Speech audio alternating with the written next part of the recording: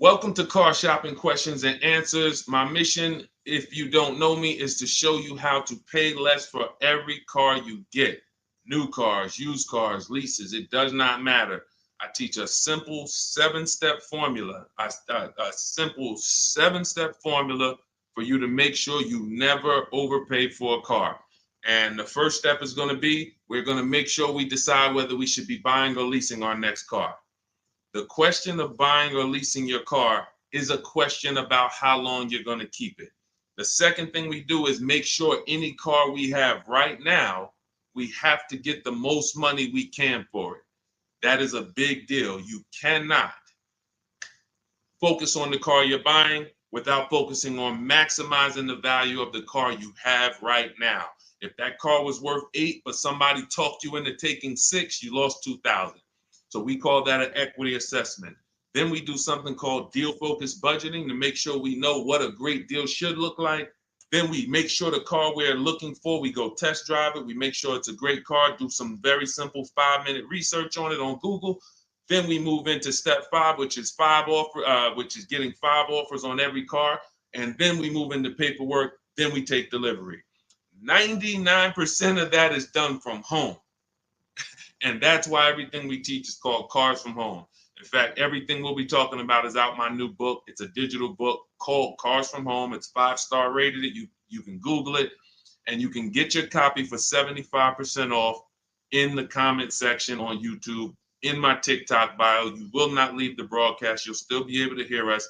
And in my Instagram bio and Facebook, we have a link for you to get your copy. So our first question comes from hold on one second. We'll get into our first question. Keep typing your questions, y'all. So Dolan's gonna pull them all in. I just got a message that we're having a little trouble with Facebook here. So our first question though is gonna be from Vanity on TikTok. She says she wants to lease. She wants to do it in her business name though. Okay, great question. We'll get to that in 10 seconds. Hang on one second. Okay, we're on the right page. Boom. Let me see. Got my internet connection. Thursday live. Let's go. While I'm doing this, you should be typing your questions. If you're looking for a new car, if you're looking for a used car, whatever you're looking for, Deshone, I don't even know what should I be looking for. You should be typing those questions to make sure that we can get them answered while we're on here. So let me just make sure. Live. Boom. All right, let's try Facebook again. Facebook might be giving us some trouble, but we don't like to leave anybody out. So let's go. Let's see if we go. All right, looks like Facebook is freezing. All right. I don't think we're going to be able to get around this right now. Broadcast failed. Okay, so we'll focus on YouTube. We'll focus on TikTok. And we'll focus on Instagram for now. We'll figure out Facebook later. Okay. So, and that's a good question. We'll talk about that 50,000 mile a year. That'll be the next question, Dolan. All right. So, Vanity, you want to lease. Let's talk about who leasing is for. Matter of fact, no, you already know you want to lease. So let's focus on what you talked about, want to put it in your business name. So I used to work for Mercedes. Some of you may know that. I used to work for Mercedes for 5 years. I worked for General Motors for 5 years. That's where I started my career. And then I went to Mercedes. I worked there for 5 years. Now, we had a lot of people getting cars in their business name, realtors, people who use the car for business. And then you had commercial leases. Then you had people who did like big business. They were putting cars in their business name and they needed commercial financing. General contractors, electricians, things of that nature. Most people, that's not going to be you. You're like the realtor. You are using your car and you're trying to see, well, can I put it in an LLC? Now, here's the problem that you need to make sure this is not you. We've never seen a day where anyone can come on and make a video, and if that video scratches the people's ear, if it's like, oh, that sounds like something I want to hear, then it could do well, and it could be totally wrong. So we have people telling people you can put cars in your business name. but the car is not going to be used for business. And here's the problem. When the IRS comes to audit you, they're not going to be around. So what you need to make sure of is if you are putting your car in your business name, you're actually using it for business. If you go and you get a couple hundred or a couple $1,000s a year in write-offs because the car is in your business name, and then you're audited and they ask you, well, what do you do with the car? And you tell them, well, I deliver cakes to my customers. I have a home business, but I deliver. Okay, great. Okay, that passes the test. Talk to your accountant. Talk to your accountant about this because I'm not an accountant. But if you are a teacher and you're buying a car in your business name and you have this LLC that you haven't really kind of decided what your business plan is, but yet you're writing off mileage or writing off payments or maintenance on your car, you have nothing to prove when they come and audit you. And you're not going to be able to say, well, I saw people. So it's just going to be a bad look. It's going to be very bad for you. So let's prevent that by just making sure that if you're going to buy a car in your business name, you'll be using it for business. That's very simple. And if that's the case, then everything's easy. I didn't even know people were going to put the car in their business name until the deal was done. Most times, like, the realtors, the thing, people would just be like, okay, I'm going to put it in my LLC. Perfect. So what would happen is instead of a normal credit application, you do a business credit application and you be the personal guarantor. Now, some people may tell you, again, there's tons of videos out there. Oh, you can put a car in your business name. You don't have to guarantee it. I don't teach that stuff. I've dealt with people who had fleets of vehicles that could not get a car in their business name without personally guaranteeing it. They had 10, 15 cars. Now, after you get, they might have not known because there's people you don't need that much, but it's not just easy to do. Maybe there's one bank that does, but again, I don't teach that. So if somebody said to you, you can put your car in a business name, no problem, no signing, no personal liability, then I always say go learn from that person how to do that. What bank does it? What car can I buy to do that? But the majority of people you're going to see are putting cars in their business name because they're using it for their job or they have a company, and that's it. Buy your car, learn to get your car to pay the best price for it, and then when they ask, whose name are you putting it in? You're putting it in your LLC's name. Super simple. It's not a hard thing to do. It's really based on your credit, but let me tell you something very important. I learned this the hard way. When I worked for Mercedes-Benz, I had a guy who came in, he bought an S550 from me. And he said, putting in his business name, all good. Now we get to the point where he calls me maybe a couple weeks after, and he says, hey, did the finance manager put the car in my business name? I said, yeah, absolutely. He said, it's still showing on my personal credit. I said, really? Because the whole point of putting the car in the business name is if you have two cars in the business name, the income from the business should be making sure that those $1,000 in car payments don't come off your debt to income. Don't come from your when you go and apply for new credit. If they see, wait, you got all these car payments, we're not giving you any more credit. That's the purpose, is they should not show because they're under the business. But there are certain banks, and in 2019, Mercedes-Benz Financial was one of them, who even if you put the car in your business name, they're showing it on your credit report. And again, that wasn't a happy day for me, but the finance manager didn't know either. So it wasn't even like, it was like, so I've been telling everybody since then, if your goal is to put your car in your business name so it doesn't show on your personal credit, make sure you talk to a finance manager that works in that brand and you make sure that it is not going to show, because sometimes it does. Great question. Go ahead, Dolan. I see we got a lot more questions coming in, so let's keep it moving. What's going on, Alex Rios? Good to see you, bro. Yeah, good to see you. Vicky, good to see you, Anthony Lewis. This is from TikTok. What's the best way to buy a Tesla? So you can't negotiate a price on a new Tesla. It's one price. You're going to order the vehicle. You don't have to worry about overpaying for the vehicle. Here's what you do need to concern yourself with. How are you going to acquire it? Are you paying cash? If you're paying cash, then there's no negotiation. You go, you drop your check, no problem. If you're leasing it, you need to make sure that you're not overpaying for the lease. We have something we could see. All right, let's get into the meat and potatoes of paying less than everyone and making sure we don't actually overpay for anything. We have something, the 1% lease rule has been around forever. That means if I'm looking at a $40,000 car, when I shop, if I get a payment under $400 with no money out of pocket, it's a steal. In my book, I call that the steal. We have 3 different types of lease outcomes. The steal is 1% or less. The deal is between 1% and 1.5. Time to chill is over 1.5.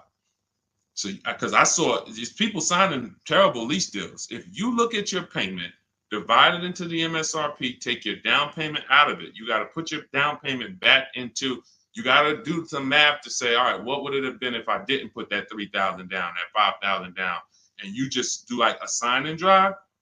If you divide that payment into the MSRP and it's over 1.5%, there's no value there for 12,000 miles per year. We adjusted. We got 15,000. Jen just got it. She just got her 18,000 mile a year lease because we do high mileage leases. That as long as we still have a great deal, there's nothing wrong with, oh, I shopped my best offer. It was 1.1 or it was 1.2 or it was 1, and then I adjusted the mileage, and now it, it's higher, but still it's a deal because you have to have a deal before you adjust your mileage. But if you do that and your payment's over 1.5%, there's no value in leasing that vehicle. You're paying too much money for a vehicle you're giving back. Say, what's up, Parth Patel? Good to see you. Same thing with 4-year leases. Add up all the payments. You'll see. I had to create these boundaries because people didn't know they're overpaying. People didn't know why. It's too much money for a vehicle you're not going to own. Leasing is a value play. It's okay, if I'm going to spend $400 a month, what's the most vehicle I can drive for $400 a month? Well, some people for $400 a month, they're driving a $30,000 vehicle. Some people for $400 a month, they're driving a $40,000 vehicle. Some people for $400, they're driving a $50,000 vehicle. There are people who, the better lease value you get, the more value you have. It's just, leasing is a value play. So when you add up all these payments, that's what you need. So that's what you need to concern yourself with if you're going to lease the Tesla. And if you're going to finance it, then you need to make sure that you are doing what we call the bank bidding war. I teach this in my book. If you want a copy of my book, you won't pay the $97 price. We have a book launch offer. It's 75% off. You can get your copy in the comment section on TikTok, on YouTube, or in my TikTok bios, or in my Instagram bio. It'll be in your inbox in literally 2 seconds. In fact, as soon as you pay, on that thank you page, you get 2 very important things. One is the link to open the book. I also email you a copy. And then I tell you, screenshot that page so that you can have the support email. I also have the support email for my team on the screen here on YouTube. This is only for book deliveries. Do not write us with questions. We have, this is how we help people. We have our boundaries of how we help people.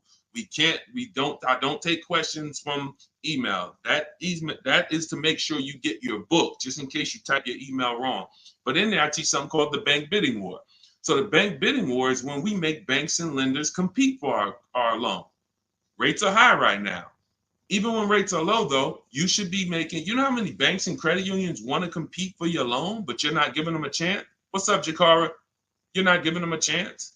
There's tons of banks around us, online banks, credit unions, and you're just only going to Navy Federal, or you're just only going to the dealership.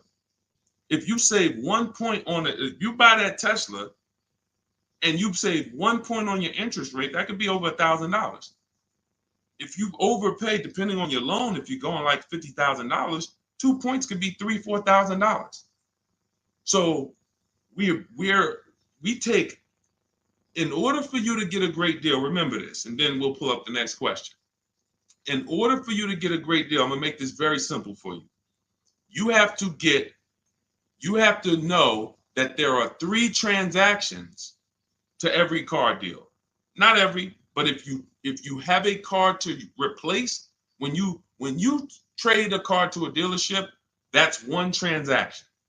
That's why there are companies out here that want to buy cars. They don't even sell cars. They just want to buy them. They're wholesalers, and then we have companies that want to buy cars. They don't care if you buy a car from them. They just, hey, can we buy your old car? That's one transaction. Then there are banks who want to lend to you. They don't sell cars. Hey, if we could just, can we just get in on your loan? Will you give us a chance to?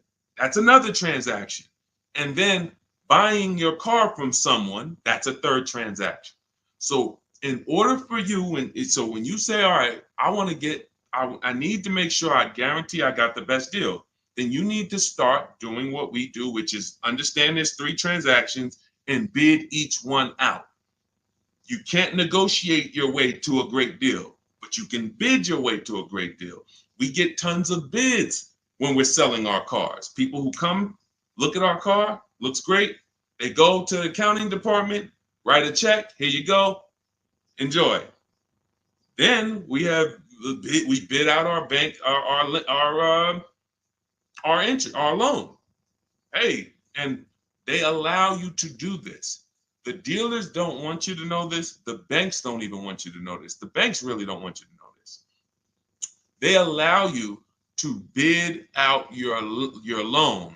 You can have 15, 20 lenders within a certain period of time. We do it. It takes us 2 days. Once you get your car, you can have multiple lenders access your credit and give you loan offers. Multiple lenders. That doesn't mean you go to dealership to dealership to dealership and let them all run your credit. That's not rate shopping. That's car shopping. That when they look at your credit report, they're like, okay, this person's going to every dealership they can and just letting everybody run their credit. That'll drop your credit. But finding a car, locking it up, in your case, it's going to be a Tesla, if that's where you go, and then coming home and saying, okay, now let me let Chase run this. Now let me let community credit unions get a shot at it. Now let me let Navy Federal. And hey, now let me let Lightstream. And I have resources I recommend in my bank. In my book. No one pays me. None of these companies pay me. I hold myself to being a journalist in the purest sense. No one's paying me to get mentioned. This is who we use. This is who I use. So we have to know who these companies are and give them a shot at our business. And then we see, then the dealer might have 13 more banks. Then some people would say, oh, I don't let dealers run my credit. Well, you don't realize something.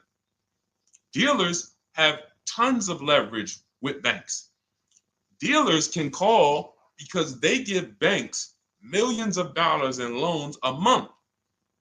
So they can call if they're trying to beat a rate. If you come in, hey, this is my rate, 6.2. Oh, listen, I need to beat this rate. The problem is when you go and let them be your first offer. So when you get your Tesla, if that's what you decide to do, you need to make sure if you have an old car, you're bidding that out. CarMax, Driveway, Carvana, Kelly's Blue Book Instant Cash Offer, AutoNation, and Car Gurus, 6 offers in 20 minutes. Competing offers. CarMax, I'm going to say that again. Listen, everybody who's been on the stream, again, if this is your first time here, type the number 1. But even if you go credit union, see, understand, somebody said go credit union. If you're not making people compete, you can't. If you came out your credit union and you said, all right, I just got a loan here. If I said, hey, bet me $1,000 you couldn't get a better rate, would you take the bet? Probably not. Because you only let one person have a shot at your business. You don't know if this other credit union could have beat that. You don't know if Chase Manhattan could have beat that. You don't know if you did. There's 20 people that want to do business. So just to go in and say, all right, well, that's the credit union, I'm going to go with them. If they win the bid, then they got the business. But welcome to the first time people. What we do here is we bid. And you're going to learn that that's the easiest thing in the world. That's why car shopping from us. Look at people like Tote, BMW, $54,000 BMW, $690 a month, 1.26. She did it from home. Did it from home. Ended up saving $8,500 off, including the rebate. $8,500. Look, Benita, during the pandemic, I would love to honestly get someone on here who leased a Kia Telluride during the pandemic. I would love to see if your paperwork, if you did a no money down deal, I guarantee you're paying $800 a month, 700, 800, potentially 900 a month. Bonita got hers for 600 a month. Look, I always keep hers because some of you say, Deshone, when is the market going to get better? We've been making below market deals when there was blood in the street. That's it. As long as you know how to make people bid, you're going to get below market deals no matter what the market does. That's what, type a light bulb or type dollar signs if that clicks. The market wants you at the mercy of it. The market wants you thinking, well, all right, I think I'm gonna go in, Labor Day. All right, I know the holidays are coming up. That's marketing. They want showrooms full of people coming in thinking there's better deals this day, but there's not better deals. There's more competition for you. You have less room to negotiate when it's full, because the car sales people, when you start asking for too much money off, they're going to just escort you out because there's going to be a line of people behind you. Listen, Mr. Jones, hey, I'd love to do business with you, but we got people walking out the showroom. It's it's a busy day. We don't have enough salespeople. This is the best offer. It's less leverage when you go in there on a weekend. It's less leverage when you go in and the place is full. It's all perception. They're ringing bells. Ding, ding, ding, ding, ding, ding. You're like, okay, everybody's buying a car. I don't want to leave here without a car. That all works against you. That's why it's not about the market. It's about you understanding that I can get great deals today when I learn to make people bid while I sit at home. And that's what I want you to get in my book, Cars from Home. It's a digital book. The reason it's a digital book is because I updated Vroom went out of business earlier this year. Had to update the book. Had I mailed you a copy of that would be irrelevant. But as soon as something happens, we go into the master file, update it. You got the new book. Vroom's gone, and you never even knew Vroom was there if you just got it. That's the whole point. Now you can get your copy. You can pull up the next question, Dolan. YouTube, I have a link for you. It's only good for 30 minutes, though. I'm not putting the welcome offer out there indefinitely because I'm incentivizing you to take action. The book is normally $97, worth every dime and more. That book is going to be one of the most valuable books to your bank account you ever bought. But as part of our welcome offer, you can get it for $97. You can get it for 75% off in my TikTok bio, in my Instagram bio. Go there now, get your copy, come back to the stream. Make sure you save the thank you page because that's where your book is. I'll email you a copy as well. And that's where the support email is, just in case you look in 10 minutes and that book's not there. It's usually because there's a typo in your email, but you'll have the support email so my team can get it for you. Okay, go ahead, Dolan. Shoot the next question up, brother. Okay. And could everybody who's enjoying the broadcast share this with one person? I appreciate you. Gail from YouTube, how are you? Should age be a factor if you lease or finance? That's a great question. Oh, she's 70 years young. No, it's only a matter of how many years you're keeping the car. I'll give you an example. Felicia came in she started working with us, pandemic. I might have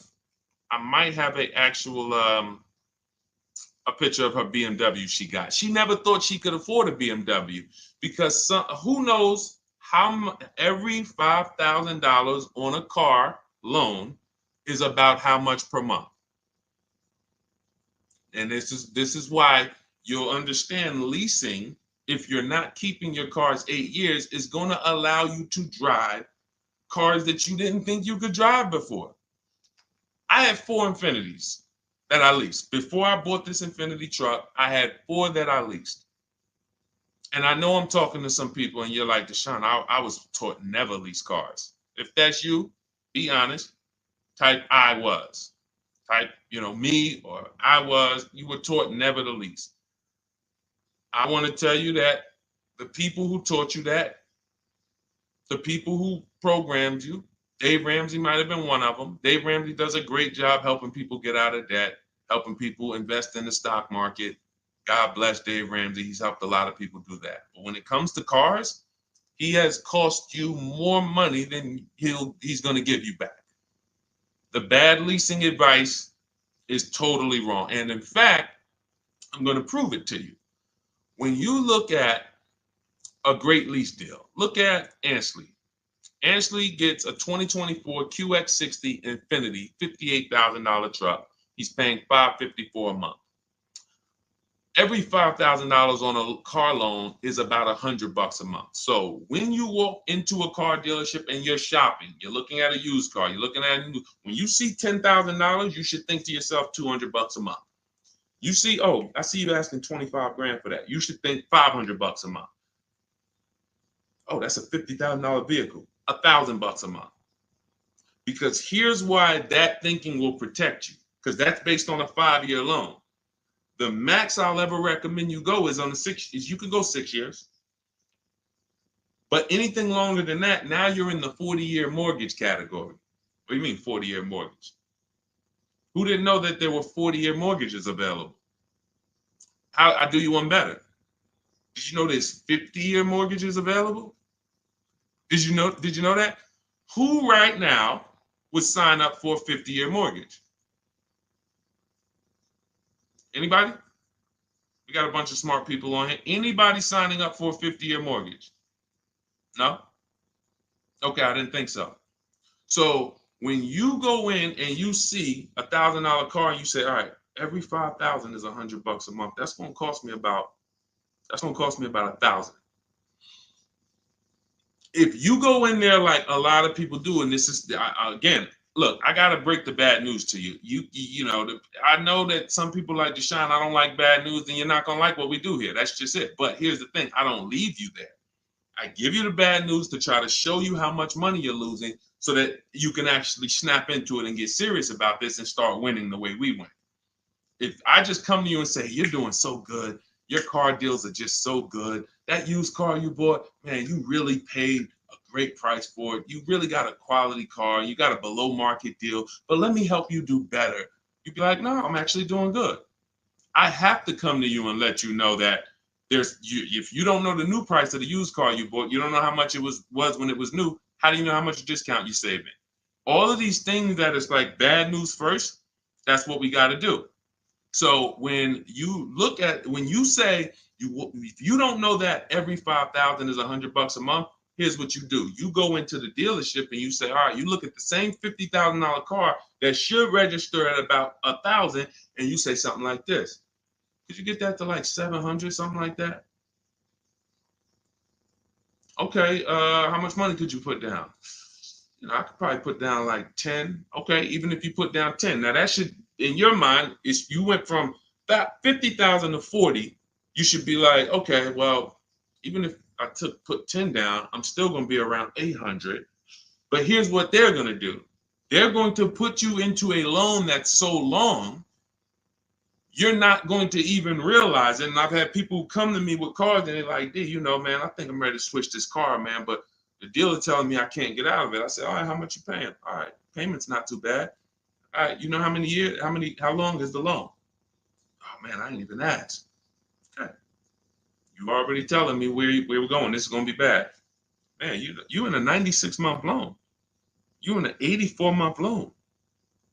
That's what not having these things in mind becomes. So going back to Ashley here, if he walked in to get that same 2024 Infinity that he just leased for $554 a month with, look, first month's down, first month payment, he gave him $554, drove off in an almost $60,000 car. That would be $1,200 a month almost. $1,200 a month. I told you, 4 leases I had. Just Infinities. I had a G62 and then I had a Jeep Grand Cherokee as well. But 4 Infinity leases, these were $40,000 cars I was driving for under $400 a month. Cars that would normally cost, cars that people are out here paying $700, $800, $900 a month for. Because they believe the never lease a car lie. They believe, oh, leasing is renting. Okay, well, I'll be renting for 3 years and then I'm gonna go and switch it up, do something else, keep all this money in my household. You go ahead and do that. Oh man, the car broke down. Man, yeah, man, it's 5 years old. Now, oh, you don't have a warranty? Nah, the warranty just expired. All right, man, listen. You go ahead and do that. That's why I say to people who you believe they owe you money. Just learning about deal structure, you'll be like, that's why I tell you, you can't get a great deal if you should have leased what you bought. So, Gail, to answer your question, no, has nothing to do with age, has everything to do with you asking the first question in my book, the most important question, which is, how many years am I going to keep this next car? That's the question you ask yourself. If y'all are enjoying what you're seeing on TikTok, could y'all keep tapping the screen, run those likes up? Can we get those likes over 1,000, 2,000? Let's just run the likes up if you're enjoying what you're hearing. That's the issue. You always ask yourself, this is the question you ask yourself, all of you who are car shopping right now, how many years am I keeping the next vehicle? And if it's 8 or more, then you're going to shop for a below market purchase, new or used, depending on your budget. If it's less than 8, if you're like, I'm honest, man, I don't think I'm going to keep this thing 8 years. You should be shopping for a below market lease, and it's not even close. It's not even close. All right? Doesn't have anything to do with your age, Gail. Go ahead, Dolan, shoot the next one up. All right. Great questions today. Keep typing your questions, y'all. We'll get to as many as we can before the stream ends. All right. This one's from YouTube. I drive up to 50,000 miles a year for gig work. I would like to lease. Here's the problem. High mileage leases are a thing. So we get a chance to dispel a myth right now, which is, oh, that leasing, they limit you on mileage. You choose your mileage. Most vehicles will write you a lease contract up to 30,000 miles per year. And I learned this when I was a manager at Hyundai for 6 weeks. It was a rough dealership. It was on the highway. People were fighting in the back, drugs in the back. It was rough. So 6 weeks I was there, and then I was like, all right, this ain't for me. But in that time, I learned something that I had never learned before, being with GM and with Mercedes.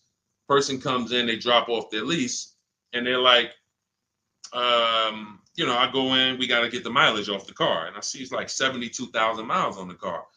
And I said, wait a minute, hold on. You lease this? He said, yeah, I always lease, because every time I used to buy my cars, I come back 3 years, 4 years, I always had tons of negative equity. I had to write a big check or roll that over, which I know because this is what I was doing with my clients. Every single car, hey, you got like $8,000 negative equity. You got to roll that over.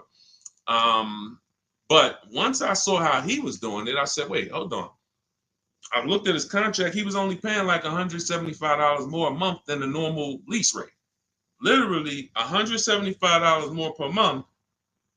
He gets 25,000 miles a year. And I'm like, this is great. Because $175 per month more times 3 years is much less than if he brought that car back and had to write a $12,000 had $12,000 in negative equity, which a lot of you high mileage drivers continue to have. You have the worst negative equity more than anyone. Normal drivers who buy, but they should be leasing, they're going to have $5,000-10,000 in negative equity. High mileage drivers, you guys could have 10 to 15, 18,000 because you're depreciating the value of your cars. Your car's value is like this, but your loan is just moving very slow. So that's when I started telling people about high mileage leases. Now, I haven't, in your particular case, what I would probably recommend, I have 2 high mileage strategies in my book for short-term people. One is a high mileage lease. One is something I call two cars, one payment. 2 cars, one payment is I'm going to buy my first car, or you may own a car now, and you're going to pay that car off. So let's say I'm you and I'm putting 50,000 miles on the car. You should be, quite honestly, paying these cars off sooner than later. You shouldn't be taking 5- and 6-year loans like everyone else, because I would assume with you putting 50,000 miles a year on a vehicle, that vehicle is making you money. So what you're doing when you take a long loan is you're just pushing your losses to the back. Instead of taking a shorter loan, like a 3-year loan, max 4, and then saying, okay, I'm going to drive 50,000 miles per year, 200,000 miles, I'm coming in, I'm going to turn this vehicle, and I'm going to have it paid off, though. What you're doing is say, all right, I want a lower payment. Instead of a 4-year payment for, $650, $700, I'm going to take a 6-year payment for $400. So what you're doing, you think you're winning, but you're actually losing, because it's like that extra $250, $300 a month you're making is actually not profit. You're just you're pushing your losses to the back, because when you come back in 4 years and that vehicle has 200,000 miles on it, it's going to be worthless, but your loan is going to be like 17 grand still. You're going to owe so much more money, and you're like, wow, what do I do with this now? You have to roll it over. So the solution would be to take a shorter loan, take a shorter loan, and then turn the cars when you're ready to. They're paid off though. So it's a couple years old, it might be worth 5 grand, 7 grand. So now instead of you actually having negative equity, taking losses in the back end, pushing that loss to your next vehicle because you're rolling it over, you actually have an asset now, 5 grand, 6 grand, 8, that you can use towards your next car.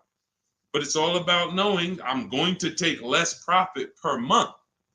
I'm not going to take the most profit per month and think that I'm going to be able to do this. So now, if you say, if the 2 cars, 1 payment strategy is, you would actually pay off 1 car and then you lease a nice car. So you maybe lease, once my first car is paid off, it has 2, and that first car needs to be something that is known for going 300,000 miles. Literally, very, very important. That first car, you need to, it's Honda, Toyota, something that you can look at the records and say, yeah, these cars go 300,000. Because once you actually get that 300,000 on that car, you still may want to keep it because it's highway mileage. It's highway mileage. So I'm gonna have my car that I put my mileage on. I'll put maybe 25,000 on that Honda a year, or even 30,000, and then I'll have my lease that I lease for like 15,000 miles a year, or 20,000 miles a year.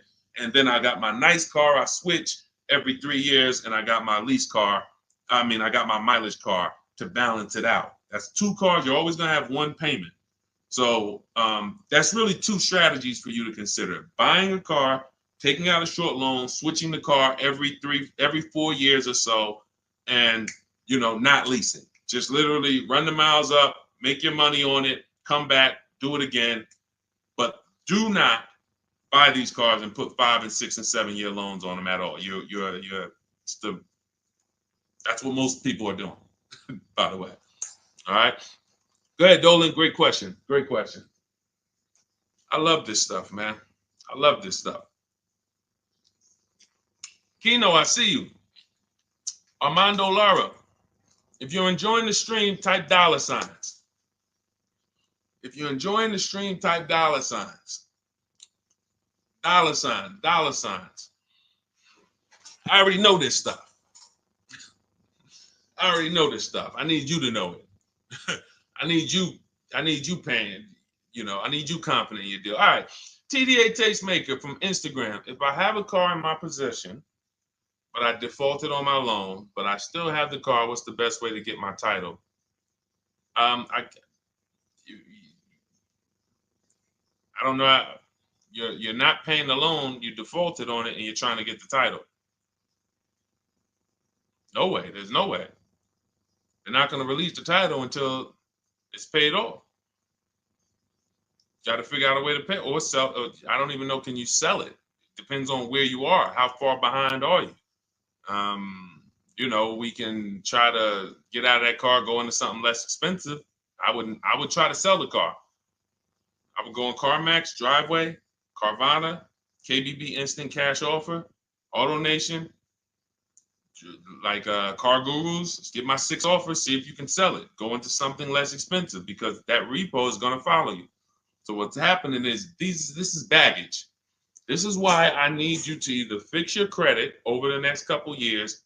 You can follow Shonda Martin. Y'all know I recommend her all the time. She's just like me, but she does credit. She'll get on, tons of hours of information. She helped me, just little tips she helped me. I went like another 50 points on my credit score, just stuff I didn't understand because I don't study credit. You know what I mean? I'm not an expert in credit. Even though credit involved, think about that. Credit is a big part of what I teach. But I don't go into credit because that's its own subject. So Dave Ramsey would be like, hey, well, a lot of my people are buying cars. I guess I'll talk about that too. No, let the experts talk about that. You go find the experts and bring them to your people. So I always say, I don't talk credit, follow the experts. But when there's negative equity and bad credit affect your car deals. So the mission is, how do I make deals without negative equity? You got to know the cause. You should be leasing, but you keep buying. You should be shopping for below market leases, paying cents on the dollar, but you keep buying. Second cause, the second thing affects your deal is bad credit. So we got to make sure that we are working on our credit, and until your credit is fixed, you should be driving something inexpensive. Get the least expensive car you could afford. I mean, that'll Facebook Marketplace, drop $2,000, $3,000, $4,000. Find someone who's an owner. You want to find someone. I picked up a car because I work from home. We have another car. We got the Infinity truck. I picked up a car from a grandfather. He was 98 years old, and he owned it for 10 years, and it had 70,000 miles on it. It was an '08. I said, listen, how much? He said, $3,700. I said, all right, let's go. It's a great deal, and it's just my point A to point B car. Why do I need a car that I'm going to tie up a bunch of money in to go? I drive that car 1,000. If I drive that car 100 miles a month, 200 miles a month, that's a lot. You have to know, and I call this in my book, the SMART strategy. It's called saving money at the right time. If your credit is not right, you don't need to go out and try to flex. You need to be trying to get something inexpensive. Oh, but they're going, man, I can't pull up like this. Then you go ahead and be financially foolish. Go ahead, pay 19%. Go get the Dodge Charger you want and pay 20% on it. And you're gonna overpay for the car. Go ahead, do that. But don't say I told you to do that. So what I'm doing is I'm getting an inexpensive car that I'll find on Facebook Marketplace that an owner has had in their driveway. They know everything about it. Pick it up for a couple grand. Don't buy from these dealers who pose as owners who just got the cars from auction. You ask them, hey, how long you had it? Hey, what happened? They don't know anything about it because they just got it. And I'm getting an inexpensive car until my credit is established. And what I would be doing is literally driving that car for 18 months or 2 years, getting my credit right, and then I'm going to lease something brand new. And be like, Dad, so you just went from that car to pulling up with something brand new? How you do that? I had a plan. That's how we do. So all of this, everything I'm teaching is out my new book. It's called Cars from Home, 7 Steps to Saving Time, Money, and Avoiding Dealerships. It's normally $97. You can Google it. It's 5-star rated. I think we have, how many ratings do we have now?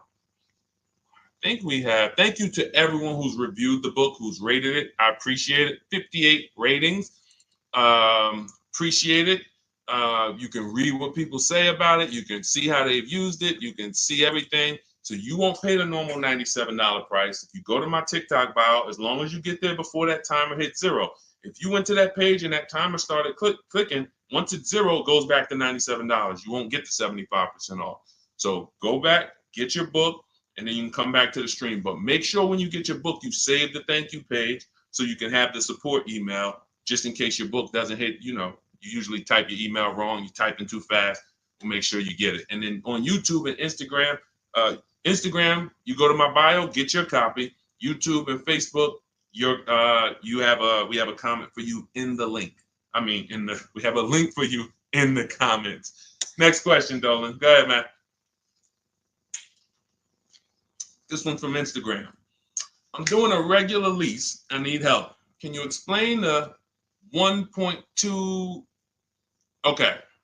Can you explain the 0.125 APR again? Should that be close to my monthly payment? Can you help? I'm trying my best, but they're trying my patience. So, first thing you're going to understand is the 1% rule. All right. When we go out to lease a car, in our deal focused budgeting step, this is something in our step 3 in my book. It's 7 steps. It's called deal focused budgeting.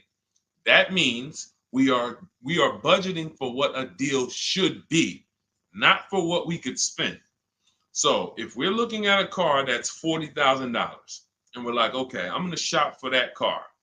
When we're basing everything on the 1% rule, which is 1%, a 1% payment is 0.01, 0.01, $400.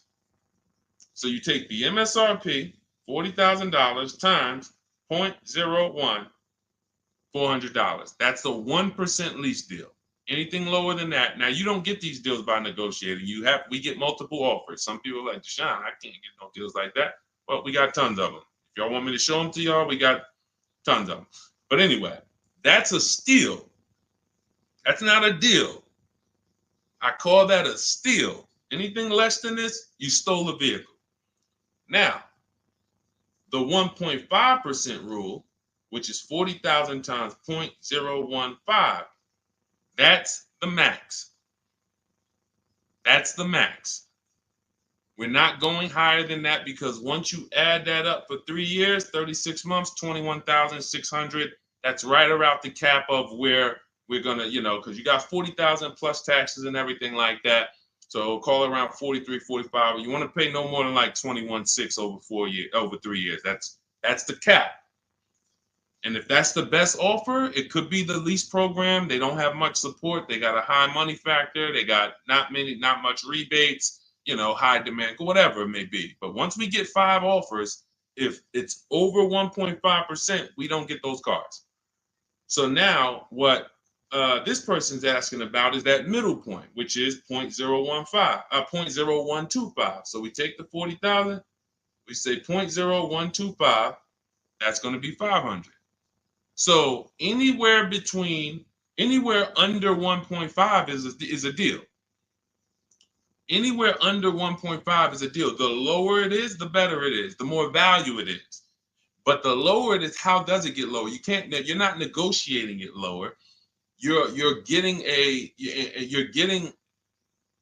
once you see all your offers, if your offers, and again, I don't know your name because it's not on here, but if your offers aren't $175 to $200 a month difference, then you didn't shop right.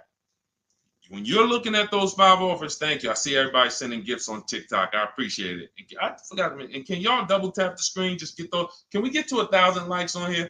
Can we get to 1,000 likes on here?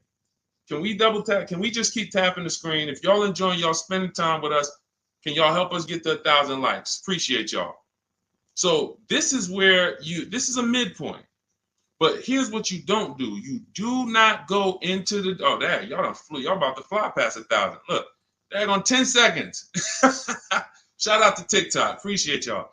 All right, so you don't go in a dealership and say, oh, well, get me to this. I want to be at 1.25. I want to be at 1.5. No, you don't do that. Because here's the thing. Ansley, he got a 1% lease deal on this Infiniti. Look, Jen on her Subaru. She just on her Honda CRV hybrid. She got a 1.3 lease deal, $512 a month, $40,000 vehicle. You don't go in and say that. You shop the offers from home, and if y'all want to do it manually, you can talk to sales managers. You can try to get this done manually. We do this totally by email without talking, because I know you probably don't like talking to car dealers. Am I right? Would I be right by assuming that? So she didn't know that her lease was going to end up at 1.3 when she shopped. Ansley didn't know it was going to be 1%. Look, Kimberly got a Maserati. Let's go to some luxury vehicles, because sometimes people think, oh, well, remember, I worked for Mercedes before I came and started teaching. So the formulas are the same, whether it's a Bentley, whether it's a Rolls Royce, the formulas and the principles don't change of multiple offers. Look, Kimberly gets a Maserati. She's paying, it was a $91,000 vehicle, 92 almost. She's paying $944 a month for it. It's a Maserati Grecal Modena, $92,000 vehicle. She's paying $944 a month for it. She didn't know that she was going to save $20,000 off. This is the other post. Look, she didn't know they were going to knock $20,000 off the selling price. You don't know that. You come in, you trust the process, you get the multiple offers, and then you look at the best offer. If the best offer, whatever the best offer lands at, as long as you see a bunch of other higher offers, now you know you shopped the market correctly. You found the 20% dealer, we call them, that beats all their competition, and now there's your deal. This is for new cars and leases. Used cars, different strategy. Different, still multiple offers, multiple options, but it's a different strategy. That's in my book too, but I want to make sure you understand this. That is how you do it. The 1.2%, 1.25 is just a middle ground, but when you shop your offers, just make sure they're all under 1.5 and then pick the best one. If the best offers is over 1.5, you got 1.6, 1.7, 1.9. That's a bad lease program. That means there's no support there. As long as you see a spread, if there's no, like, man, all of these offers are over 1.5, it's a bad lease program. High interest rate, probably terrible residual, no rebates, no incentives. That dealer who's the lowest is discounting the car. It's not their fault. They can't help the lease program. So the better you get, the better the lease program is. When you shop, you'll be closer to 1. The tighter the lease program is, when you shop, you'll be closer to 1.5. But as long as you're under 1.5, it's great value, much better than buying, paying cents on the dollars. It's a win. All right. Go ahead, Dolan, shoot the next one in. And I think y'all see, I have to answer these questions thoroughly. If y'all will want me to zip through them, let me know. Type zip or type either Z for zip through or D for details. You know, because listen, I'll run it however y'all want it. If y'all want me to do these quick, don't go into the details, just kind of give us the zip answers, then I'll do that. But I see a lot of people talking about, okay, they want it in detail. Perfect. That's what I thought. So we're gonna keep it going that way. Now, T, on TikTok, you said, "Can you do my deal for me?" So here's the thing. People say, "Deshone, can you come to the dealership with me?" I don't go to dealerships. That I'm trying to get you not to go to dealerships. So, but we do have a look. If you can go to my TikTok bio, you can see there's a button there that says "Shop with Deshone," and you can see if you qualify to shop with me. Because everything I do is from right here until we go test drive. Until we go test drive. So, but if you want to learn how to do what I do right here, and you want to do it together, go see if we qualify to shop with each other. I don't shop with everybody though. I can't. So go there. That's a separate thing. And let's go. I think we got time for a few more. This one's from Instagram. I'm looking at a 2024 Mazda CX-5, $39,445. I see a fee listed. What is silent security? That's what 80% of dealers do. See, don't try to change 80% of dealers. They are going to actually charge you as much as they can. When you negotiate with them, they're going to say, "This is my best price." They're not lying to you. That's their best price. That's not their competition's best price. So when you're sitting at home, unfortunately, I think you could be from this mindset. Deshone, aren't all the Mazda dealer prices the same?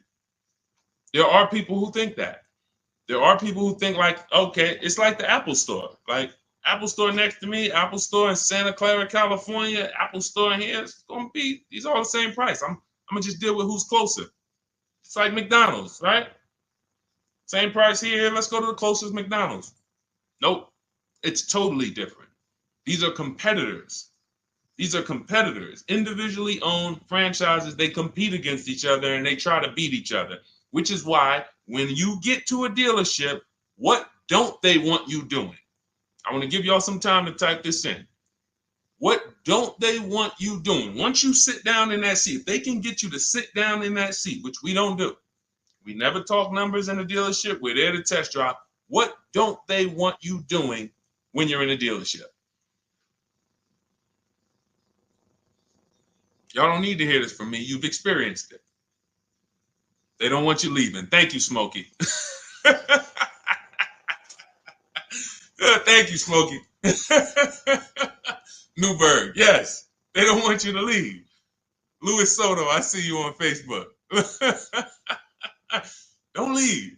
Look, you had, so now, see, as we pull back the curtain, there's new brain cells that are being developed now, things that you weren't aware of. Now you'll see why. That's why. Because the last thing they want you to do is shop their competition. Their last thing is, hey, what can we do? Just tell me what we can do. That's why they're just gonna sit there. Hey, come on, tell me what's gonna make you happy. Well, what's gonna make me happy is you give me time, let me go home and actually, shop around a little bit. But is there a number? Is there a number that I could offer you where you wouldn't even shop? These are all trained questions to keep you there. I call them the showroom shackles. It's like as soon as you sit down, like a little, boom, little handcuff comes out. You can't go too far.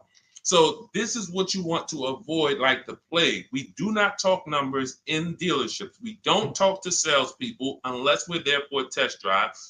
These are things that everybody who I'm sharing with you, from Greg to Danielle with her Audi lease, Eddie on his pre-owned, on his Toyota, got a brand new Toyota last year, still during the pandemic. It was still, look, he said, I shopped around. I was able to get everything I wanted, plus more, $2,086 under MSRP in a 1 week window. 1 week. So this doesn't take a lot of time. Some of you like, Deshone, well, I only got a couple days. Could I make a deal in a couple days? Look, not even Eddie. I'll give you one better. Look at Ansley.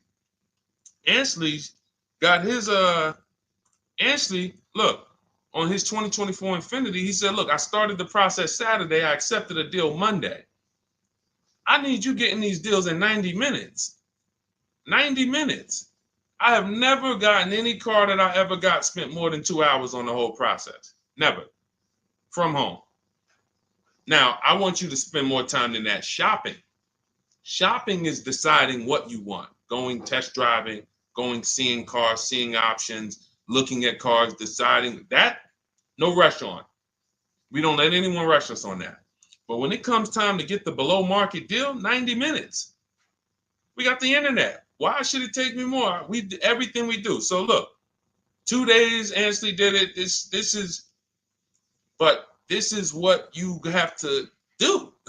Like, get out of that old process of being trapped in dealership and realize, Messing King, the dealership you're looking at is just one of many. The whole area around us is one big marketplace. If there's 25 Mazda dealerships around us, you're going to know. I'm talking to all of these people. They're fighting for my business in my email. They blowing my email up. They all want to sell me a car, and may the best dealer win. It's empowering. It's beautiful. So everything is in my digital book, Cars from Home, 7 Steps to Saving Time, Money, and Avoiding Dealerships. You can get your copy for 75% off as part of our welcome offer. How the heck did we go from 500 likes to 3,200 likes on TikTok? Shout out to y'all. We on 2 TikTok channels right now. But y'all done blew this one up. Appreciate y'all. In my TikTok bio is your copy of Cars from Home. You'll also get the bank bidding war blueprint for those of you who are financing, and teach you how to make banks and credit unions bid, and everything step by step. You won't pay the normal $97 price. You get there before that timer hits 0. You'll get it for $24, which is 75% off. Same thing in Instagram. Go to my Instagram bio now. Before the timer hits 0, you only got 30 minutes. Get your copy for $24 instead of $97. And on YouTube and Facebook, we have a link in the comment for you guys to get yours for 75% off. All right, Dolan, let's roll with I think we got time. Let's see how many. Go ahead, shoot the next one up. Looking at the clock.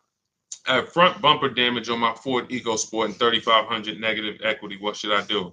There's only 2 things you can do to get out of negative equity and into a new car. One of them, there's 3 things actually, but one of them doesn't get you a new car. Negative equity, I call the bad credit for people with good credit. It's the only time I see people will walk in the dealership with a 750 or 800 score, they leave with no car.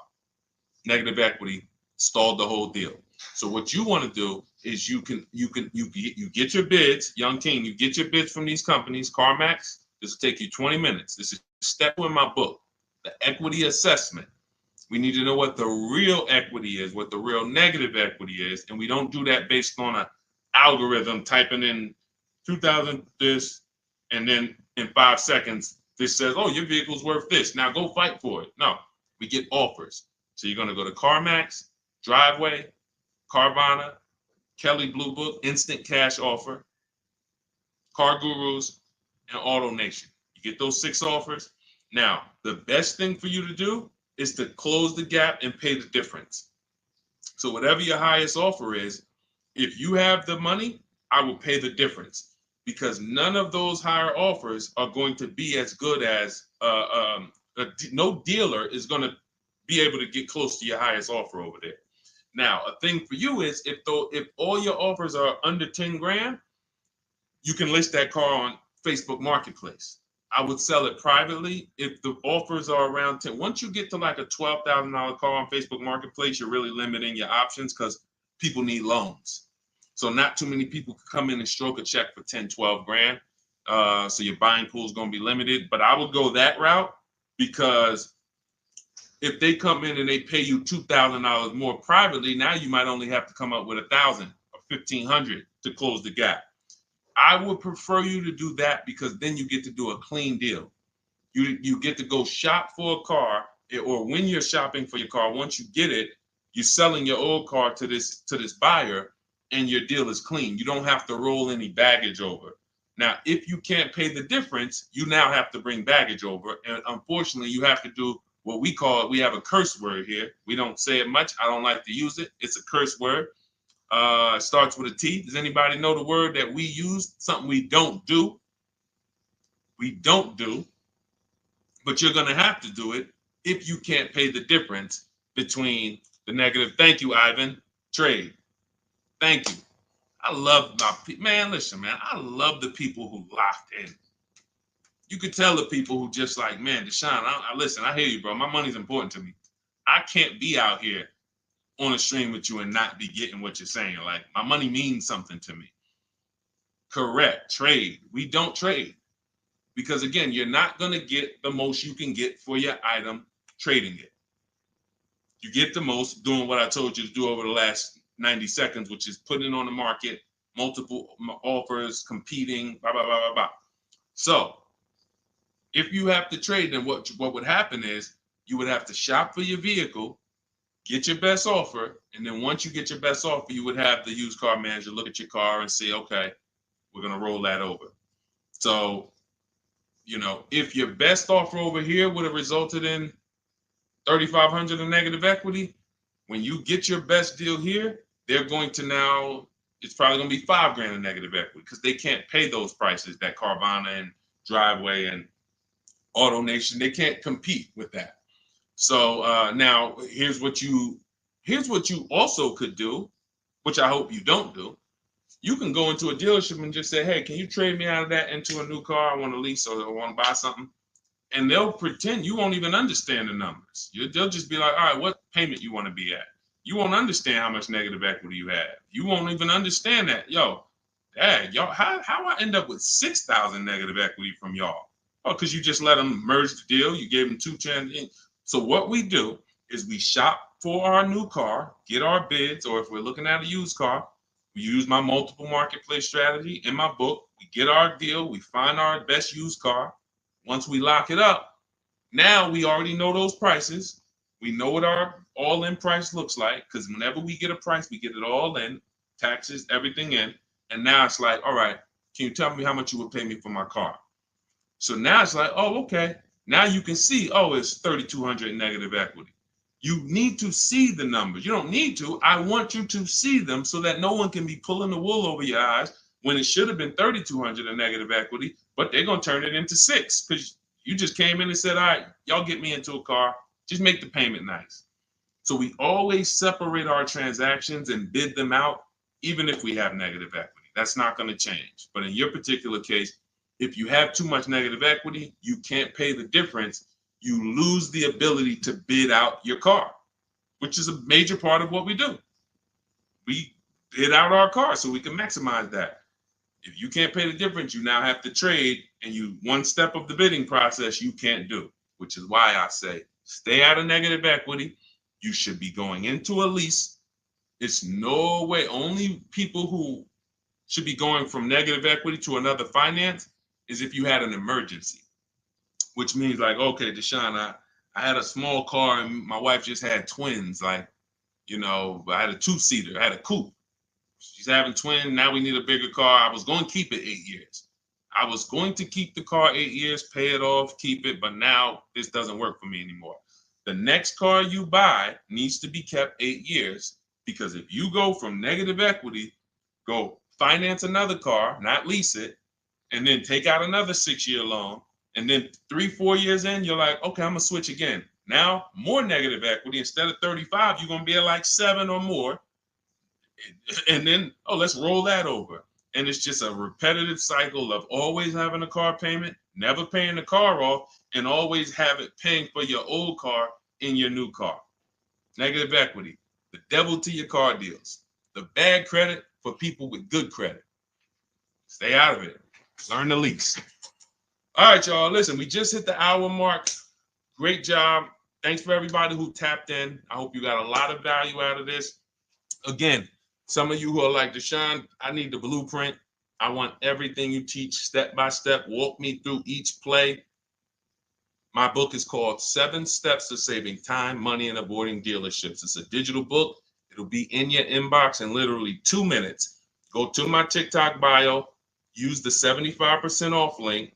Go there, you'll have it. But make sure as soon as you activate that link, Instagram too, you screenshot the thank you page. As soon as you pay, you get the thank you page has the book. You scroll down, it says click here to open your book. I also email you a copy, but I want you to have that support email just in case you type your email wrong or something and it's not there. You can get in touch with my support team so you can get your book immediately. YouTube, we have a link for you, as well as Facebook in the comments. Use the 75% off link. You won't pay the $97 price. But again, if you missed it, and that you was like, Deshone, I went there and that countdown is 0. It's back up to $97.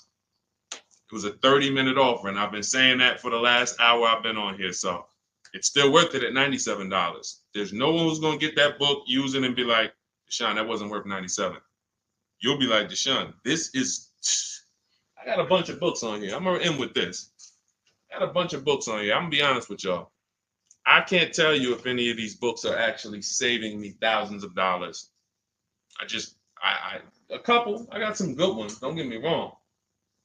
This will be a book, when you look at all the books you ever got, this will be top 3, guaranteed. Where you said, this book saved me more money than any other book that I own. Top 3. That's Cars from Home.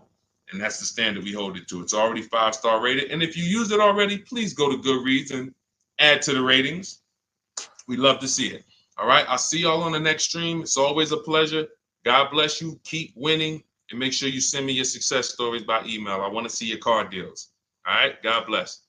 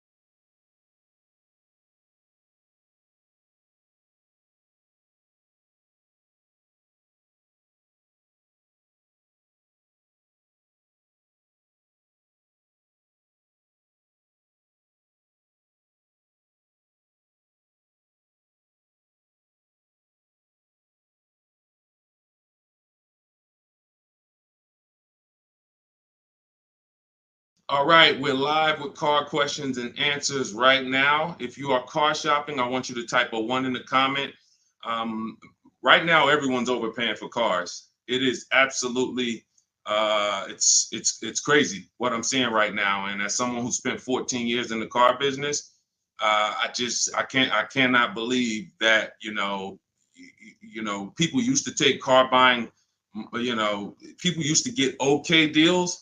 Back then, people weren't getting, hammered the way they're getting hammered now. But I see these deals. I get DMs all the time. People are sending me the prices they're paying, and I can't believe it, and I want to stop it. So what we'll be doing right now is making sure Anyone who's shopping for a car, I want you to start asking your question. We got our first question coming from TikTok. As you come in, share the broadcast with some, if you enjoy it, if you're enjoying what you're hearing as we talk over the next hour, tag someone in, because most likely one of the people that I'm talking about who's out here overpaying for cars is someone you know. So no, I guarantee you no one will ever be mad at you sharing my page with them. I don't tell jokes. I don't waste time. All we talk about is thousands of dollars and how to make sure you keep it in your pocket.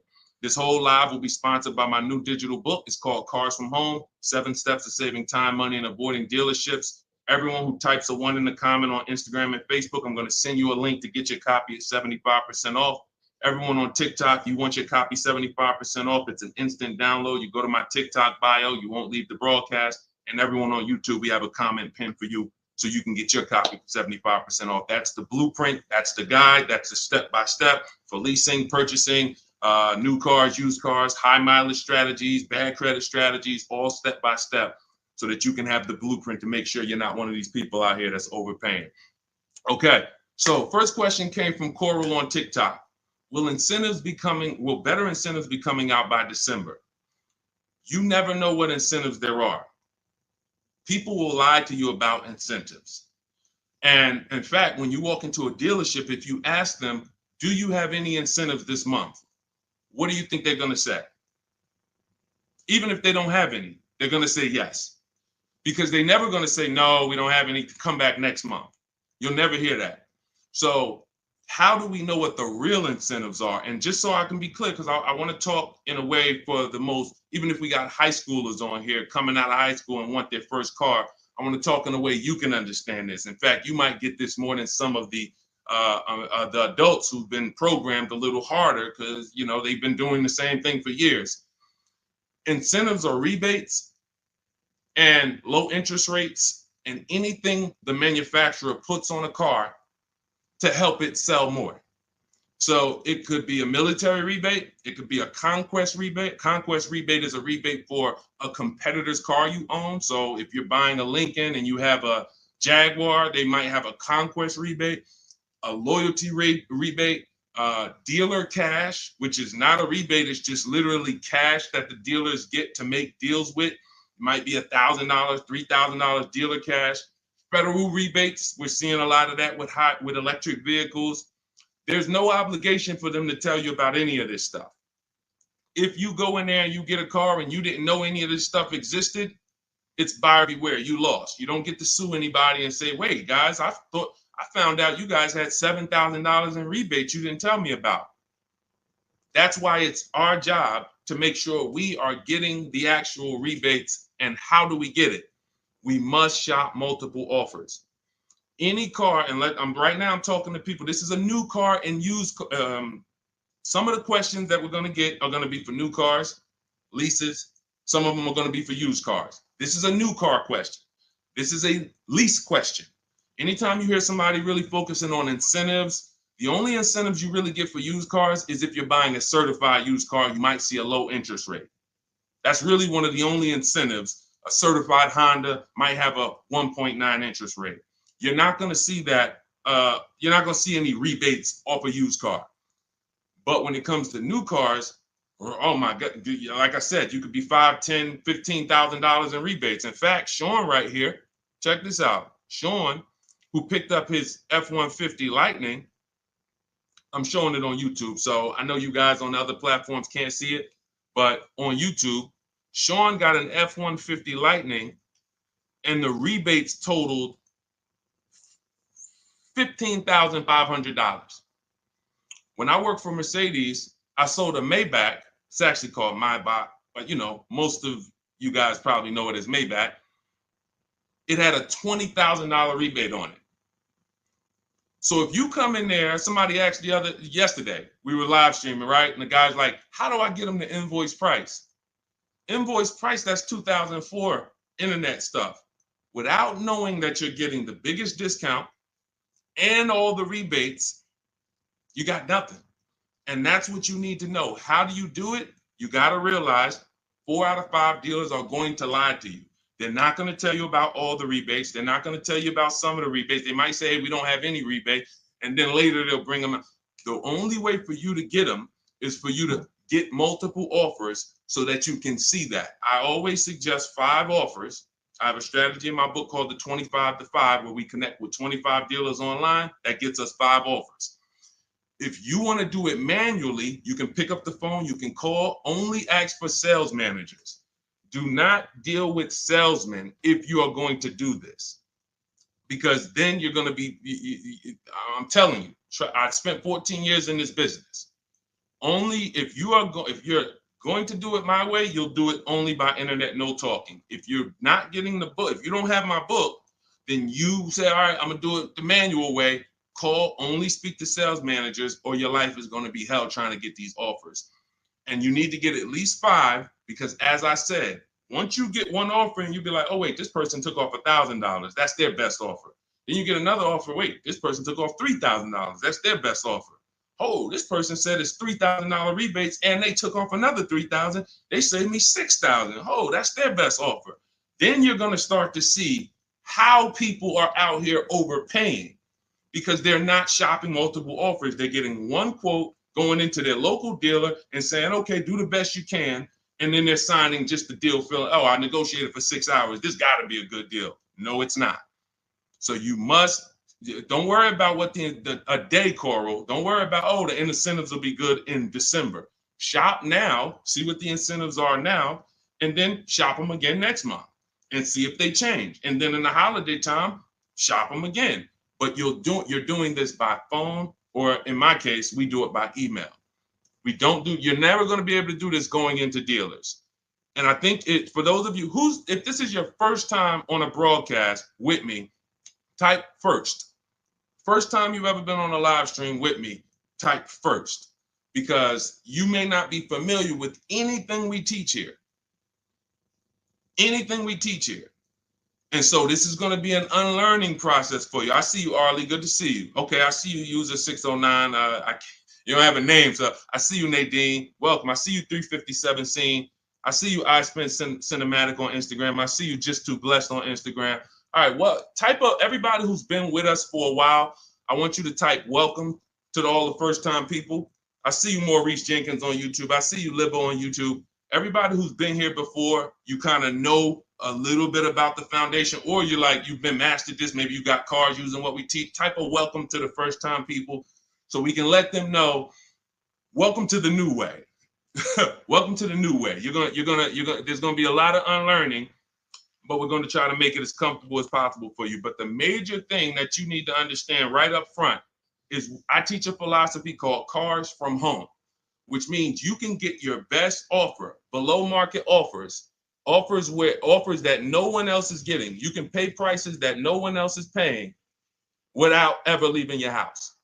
And in fact, the only way for you to guarantee that is to make deals from home, because this is where you're in control. This is where you can't let your emotions get out of control and make a bad decision. And this is where you can use the internet to talk to multiple dealers at one time and have them bid for your business. All right. Go ahead, Dolan. Everybody type your questions. We'll continue to get to them. Coral, I think you kind of got the premise of what we're, what you need to focus on first, which is, unlearning the waiting for incentives and shopping wide, talking to multiple dealers, and actually monitoring the incentives from month to month yourself. Okay, what's up, D? This is Maurice from YouTube. What's up, D? I want a pickup truck. I like the Chevy Silverado. Okay, I know you said not to lease a vehicle you like. Okay. When did I say that? I know you said not to lease a vehicle you like. So I'm getting confused on financing and leasing. Okay. Okay, let me be clear. I never said don't lease a vehicle you like. I know you hear a lot of stuff from me, and that could be you might have gotten confused somewhere. It's all good. Here's how who's ready to finally put the leasing versus buying to bed forever. If you're ready to put The leasing versus buying. All right, Deshone, I hear, should I lease or should I buy? If you just type ready. If you're like, you know what? I hear videos from you, Deshone. I hear people from, I never used to hear videos about leasing 3 years ago. Now all of a sudden everyone's talking about, hey, you should be considering leasing, ready to consider leasing. I love numbers. And I love making the numbers easy for you. If I can't make the numbers easy for you, then I can't do what I'm called to do. The easy way to know from now on, should I buy or lease a vehicle, is to ask yourself, how many years am I keeping the next vehicle? When you're considering a lease, you're considering how you're going to beat depreciation. I see y'all tapping the screen. Every time you hear something on TikTok you like, just double tap the screen and y'all keep running those likes up. I appreciate it. TikTok brings more people over here. And, you know, I appreciate you guys. You guys help this message spread. You need to ask yourself, this is the first question. In my book, some of you have it, my digital book, Cars from Home. The first question before anything, before what car I want, is how many years am I keeping the next car? Because when you are getting a depreciating asset, you have to look at it like this. Every time you buy a car, I want y'all to think about this. What is this, Deshone? This is depreciation. If you buy a car today for $40,000, how much is that car worth in how much is that car worth in 5 years? Throw some numbers out there. You buy a car today for $40,000 in 5 years, average miles, how much is that car worth?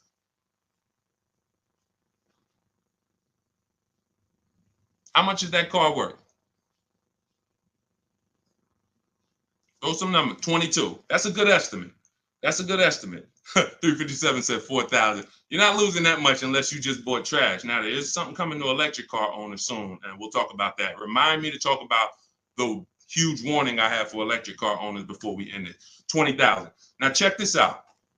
If you buy a car for 40 and it's worth 20, okay, that's good. That's half in 5 years. I think it's going to lose more than half in 5 years, quite honestly.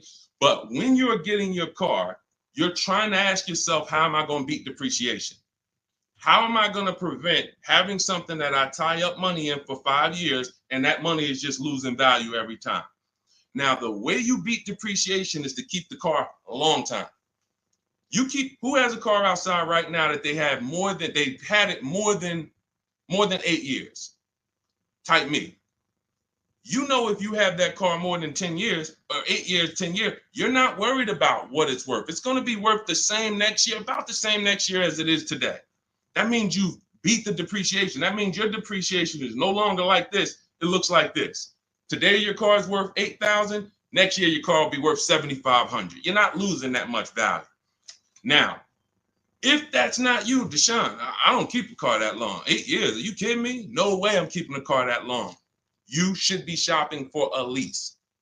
Because when you get a below market lease, let me show you what a below market lease looks like and why there's no comparison to a below market lease versus a person who's buying. I'll take a random deal. Let's take Rosalie's deal. Rosalie she just got an Infiniti. I'm showing it on YouTube. Y'all can't see it, but I'll spell it out for you. She just got a $60,000 Infiniti truck. She's paying $592 a month, no money down. She gave him $592, drove off. Now, she got that price by getting multiple offers like I teach. You're not going to walk into a dealer and get that price. She contacted dealers online, had multiple dealers submit offers. The best dealer came in at $592 for a $60,000 vehicle. That's what we consider a 1% lease or less. Major value is the 1% lease rule has been around for a long time. $592 a month for a $60,000 vehicle. On the opposite end, we got people going out buying that $60,000 vehicle. If they did no money down, that's a $1,200 payment. So it's not even close. And it comes down to depreciation. All you have to ask yourself is, am I going to shop for a car that I'm keeping more than 8 years? If so, I'm purchasing. Don't think about leasing. It's not even important. Don't even think. People say, Deshone, you think everyone should lease? Absolutely not. If you're somebody who has the discipline and values to keep a car 8+ years, you should not be leasing. You should be shopping for a below market purchase, new or used. But if you're not keeping a car 8 years, you are spending thousands of dollars more than a person who's getting great lease deals. It's not even close, thousands more every year. And they're driving better cars than you. So Maurice, the only question you need to know about leasing is, are you going to keep this Chevy Silverado 8 years or longer, or less than 8 years? If less than 8 years, you shop for a lease, brother. Okay? Go ahead, Dolan. Next question. That's the formula, guys. That is the first question you ask yourself. The buying versus leasing question. How am I going to beat depreciation? Nothing more important than that. Got to put your deal on the right foundation. Okay, this is 777 from TikTok. They repoed my car. Do I still have to pay for the remaining balance? Well, that's a credit situation. When they repo your car, it's going to end up on your credit, and until you settle that balance, it's going to be there as a repo, and it's going to hurt your credit more. So at some point, you're going to have to deal with that. It's not going anywhere. So what a lot of people, and I would tell you, everyone who's having credit issues, you should be following Shonda Martin, Road to 750 Plus on Instagram, on TikTok. She's on every platform, and she teaches. She's basically the me of credit. All she does live Q&As. She can, go rapid fire Q&A. And when someone can sit on a live and answer questions on the fly, like random questions, that's when you know they're an expert in their subject. And I've seen her do that dozens of times. So you should be following her to see how to deal with that repo in the best way. But for sure, it's not going anywhere until you handle it. Go ahead, Dolan. Next question. All right. This is called RAV4 EXL Premium versus CRV EXL. Which is better to negotiate discount with at a dealership? There's no way to know that. I know you want an easy way to see, which is going to give me the best discount. That's just not how it works. You have to shop the offers, and you have to see what the best offer is. If I'm shopping for a Honda, if I wanted a RAV4 EXL right now, I'm contacting dealers. I'm letting them know what I want. I'm reaching out to multiple dealers. I do it online. If you want to do it online, you can type the number 1 on Instagram or Facebook. I'll send you the discount link for my digital book, Cars from Home. You can use my scripts. All my email scripts, all my templates are in there, and you'll have the blueprint step by step. You can get your copy for 75% off in my TikTok bio or in the YouTube comments. If I was doing it manually, I'm calling and I'm getting multiple offers for this RAV4 EXL from multiple Toyota dealerships. And then I'll see, okay, the best Toyota dealer said they'll take off $4,000 from me. Okay, all right, cool. All right, now let me get the Honda deals done. So it's you don't know what it's going to be. Like give you an idea. This person, Kimberly here on her Maserati, she got a Maserati. She saved $20,000 off the price. I got the comment here. I got her post here that she posted with the details of her deal. $20,000 she saved on the price. She didn't know that she was going to save $20,000 on the Maserati. There's no way to know. You have to shop the offers, and this is why you can't feel for the bottom. You can't hope, I think we're at the bottom. I think this looks like it's good. No, you don't know that. You don't know how. You don't know. You just don't know. I know you're looking for an easy way to do it where you press a button, and it tells you this dealer here, this Honda dealer in Madison, New Jersey, is going to sell the Honda at the lowest price and give all the rebates. That'd be cool. It's not going to happen because no one dealer is going to always be the best anyway, or they'll be out of business. If you beat your competition every single time on every car, you're not making any money. You'll be out of business.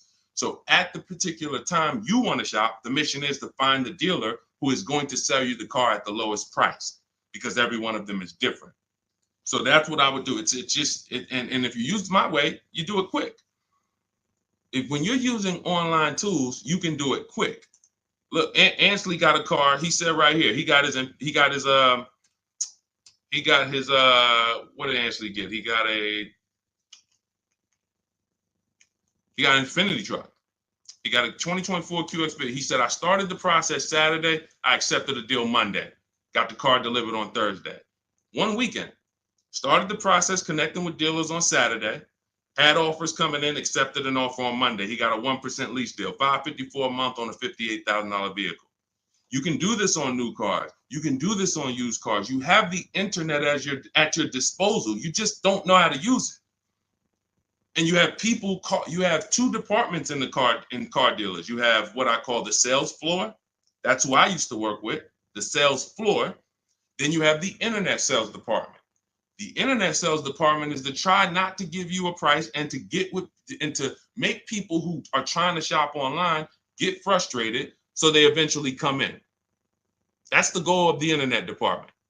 And you have to know that the reason why it's hard for you to get quotes online is because you don't know what to give a dealer to get quotes. You don't know. You got to give them your zip code so they can work the tax. You don't know. They need to know what vehicles are in your household. You're getting defensive. Hey, why are they asking me for this? Well, it's because they need this stuff. That's why in my templates, I give you this stuff. They need to know what cars are in your household. They need to know when your deadline is. They need to know what your zip code is. They need to know what credit they should assume.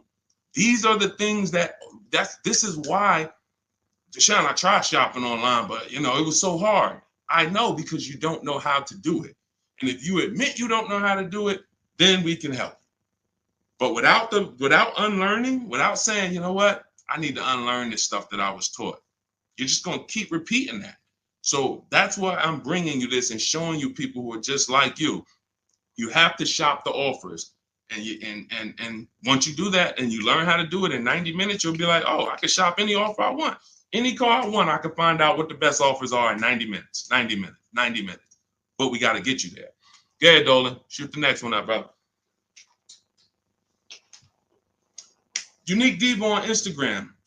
Car payoff 1 year. Should I trade it? 2015 still running. Well, it sounds to me like you want a new car. Look, the cost of replacement is expensive.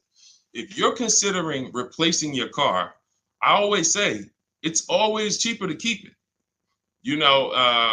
It's always cheaper to keep it. If you can put, do you have a local mechanic? You should. Everyone who has a car, especially an older car, you should have a local mechanic. Why? Because a local mechanic is going to save you 50% off of what a dealership is going to go through. There's some people who religiously go to dealerships every time something on their car goes wrong or breaks. They go to the dealership. Even with engines. Yeah, Deshone, I put a new engine in and paid $10,000. Listen, local mechanics will actually save. They're worth their weight in gold. And so if I can keep my car running, that's what you want to consider. Now, you still owe money on this car. So you shouldn't be buying cars. You should be leasing cars. Because anyone who is replacing their cars while they still have a payoff should be leasing. That's a clear indicator. There's many indicators. I gave you one. If I'm not keeping the car 8 years, I should be shopping for a lease. If you historically replace your cars while they still have loans on them, you should be leasing, because you're paying all the time. You're never getting to what I call the reward stage, which is a paid off car that is not depreciating anymore, that's in your driveway. You can keep it. You can give it to a family member. It's just a dependable vehicle. You pay a little bit every year to keep it running, but you have hundreds of dollars every year that are thousands staying in your household because you don't have a car payment. That's the reward stage. You have to get there. And if you're like Deshone, I don't keep cars that long, then you are overspending and you should be leasing, paying low payments, cents on the dollar. My first lease, I paid $256 a month for it. $256 a month. I had a Pontiac G6, brand new car. I had a friend who was paying $500 a month. Bought a Toyota. Bought it. And that's cool. If I wasn't in the car business and if I didn't have my sales manager at the time say to me, hey, why don't you lease something? I wouldn't have known. I probably would have went and bought something too. But once I saw that, I'm like, wait, I'm paying half the price of my peers. I'm driving a brand new car, and it just kept going. I leased after that, I bought a Pontiac G6. I kept that for 6 years. I didn't know about the 8-year rule at the time. I bought it 6, 7 years. Then I leased a Infiniti Q. I got the G25. It was $325 a month. That was my best offer at the time.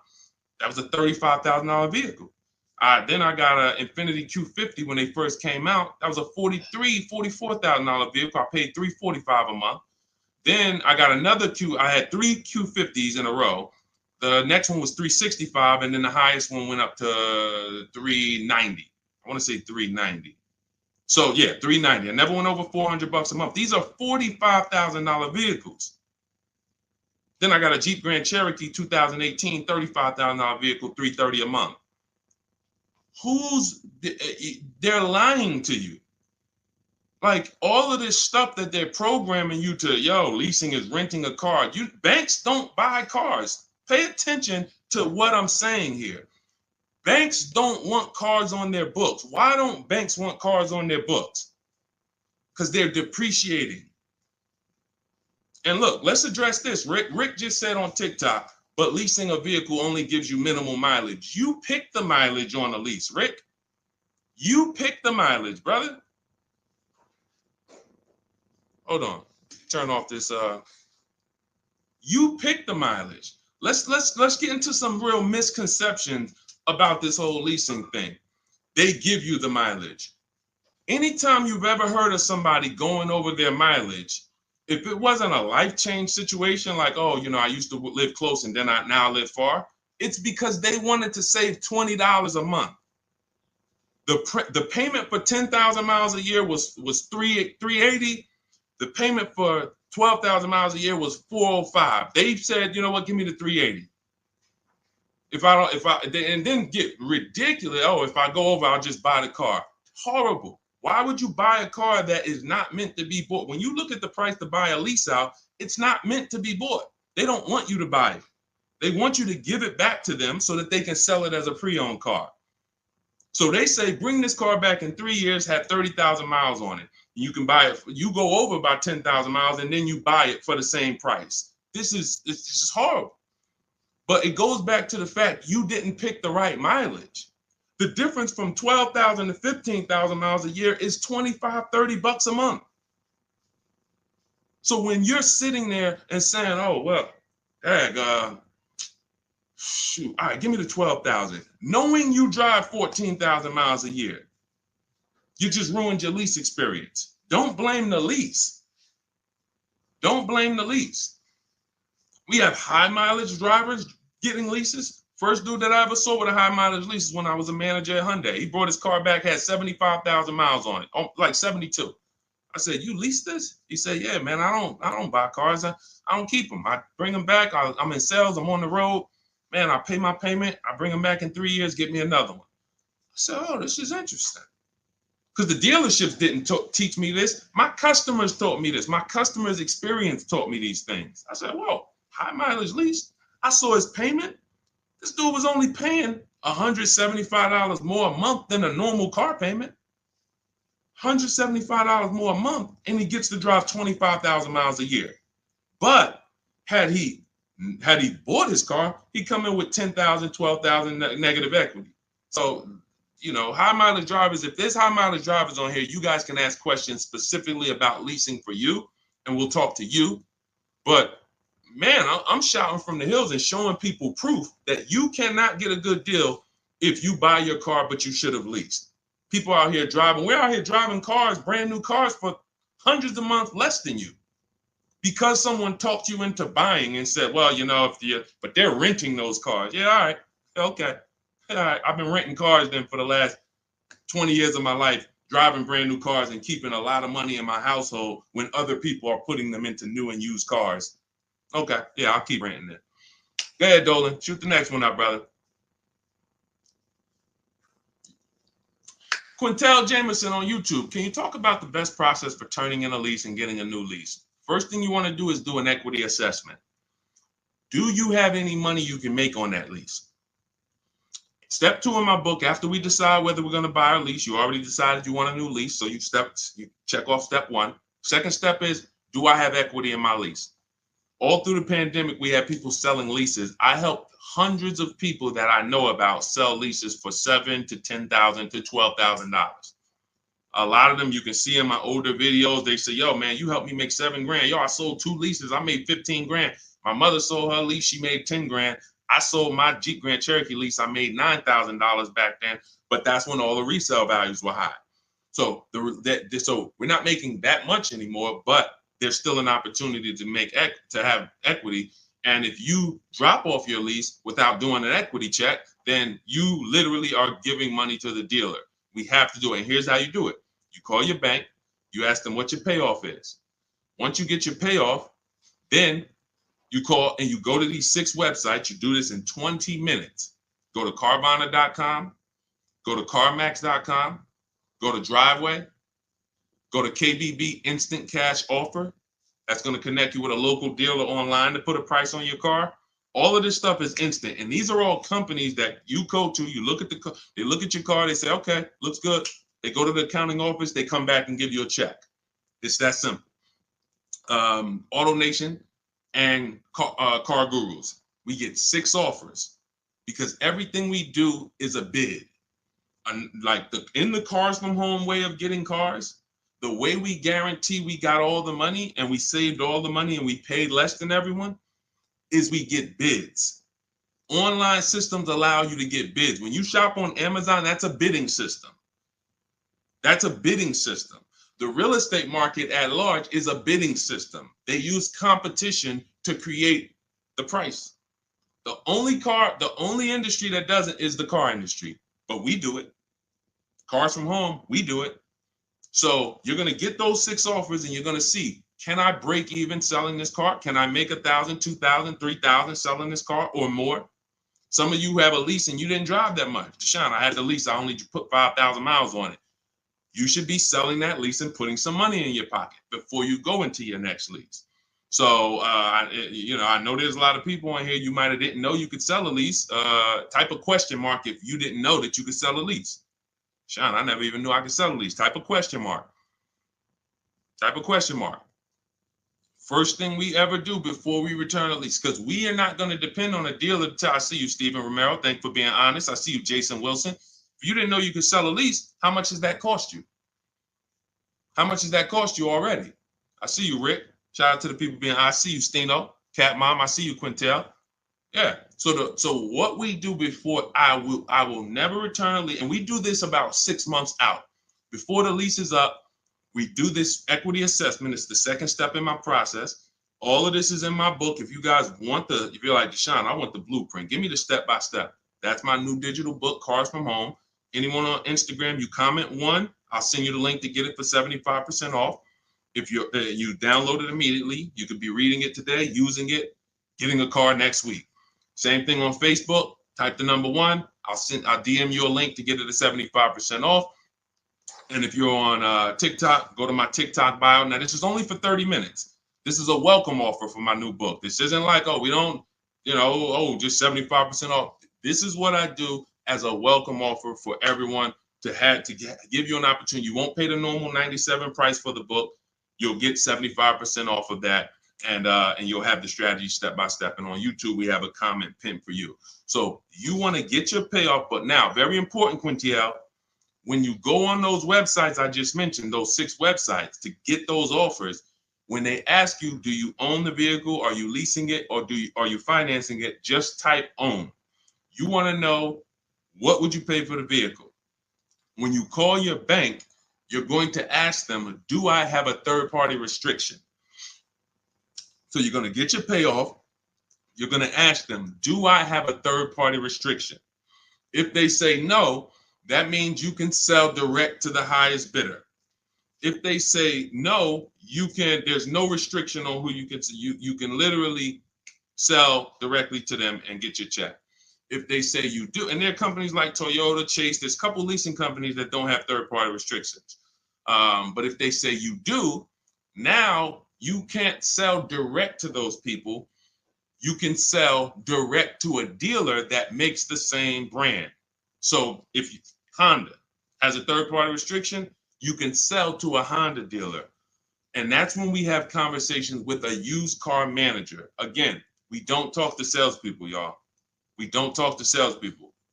They're here to make your life hard because they're trying to fight for their money. and it's all good. I give you ways to, that's why the book is called Cars from Home, 7 Steps to Saving Time, Money, and Avoiding Dealerships. You need to avoid dealerships. When you're in a battle, a sparring battle with a dealership or a salesman, you're going to lose. It's a psychological war, and they do it 3-4 times a day. You do it 3 times, you do it 1 time every 3 years. So when the way I'm teaching you to do it, I'm never sending you to do battle with these people. So if you have a third-party restriction, we're now calling local dealers asking for the used car manager. We're getting offers from them, and then we're going to sell our car direct to them. And that's how we're going to get our equity out. That's if we have equity. That's the equity assessment process. That's how some of you are like going to pick up, that one strategy alone is going to pick up $2,000-$3,000 for some of you. Everyone doesn't have equity. But if you didn't know about equity, just that one strategy is going to pick up $2,000, $3,000, $4,000 for some of you. And over the course of your lifetime leasing cars, that's going to be worth more than that. Because some of your cars will have equity, and some of them have a lot of equity, and some of them have no equity. But if you don't know about it, every single car that you give back to a dealership, you just gave them $2,000, $3,000, $4,000. And then you wonder why they say, good news, we got this deal done for you. You don't even have to put any money down. Yeah, because they're using the money from your old car. So once you assess your equity, that's when we go into shopping for the new car. We got to see if we have equity first before we think about shopping for our new car. That's step 1. Okay? Do that before anything. All right, Dolan, cue the next one out. See, I'm not going to give her, if y'all notice, I'm not going to give her the whole playbook. Why? Just to confuse her? I'm not going to tell her, oh, once you do this, then go do this, then go do this. And then when you check your car, this is how you do your test drives. And this is how you make sure. And then this is how you, why would I do that? I like step by step. Does that make sense? Type the light bulb emoji if you're on a cell phone. Type the light bulb emoji if that makes sense. Why would I give her what to do at step 5? She hasn't done step 2 yet. Get your equity, Quintiel. Find out if you have equity first. Do that exercise that I just said, and then come back and we'll talk about the next step. You come back and say, Deshone, I did it. I don't have equity. Perfect. Now let's move to the next step. Deshone, I did it. Good news. I have $3,000 of equity. Perfect. Now let's move to the next step. Okay. Go ahead, Olin. All right. So here we go. This is Selly H20 from Instagram. My vehicle was totaled this week. Sorry to hear that. Hope you're all right. I'm going to the dealer today. What should I know? The dealer today, there's 17,000 new car dealers in this country, 100,000 used car dealers. Every dealer has a different price. So you're going into what is the benefit to you of going into the dealer? You think, oh, well, I'm sold on my car. The best thing you can do right now is ask yourself the first question. Are you keeping your next car 8 years or not? Are you keeping Selly H on Instagram? Are you keeping the next car you're getting 8+ years or no? Let me know. This is Selly on Instagram.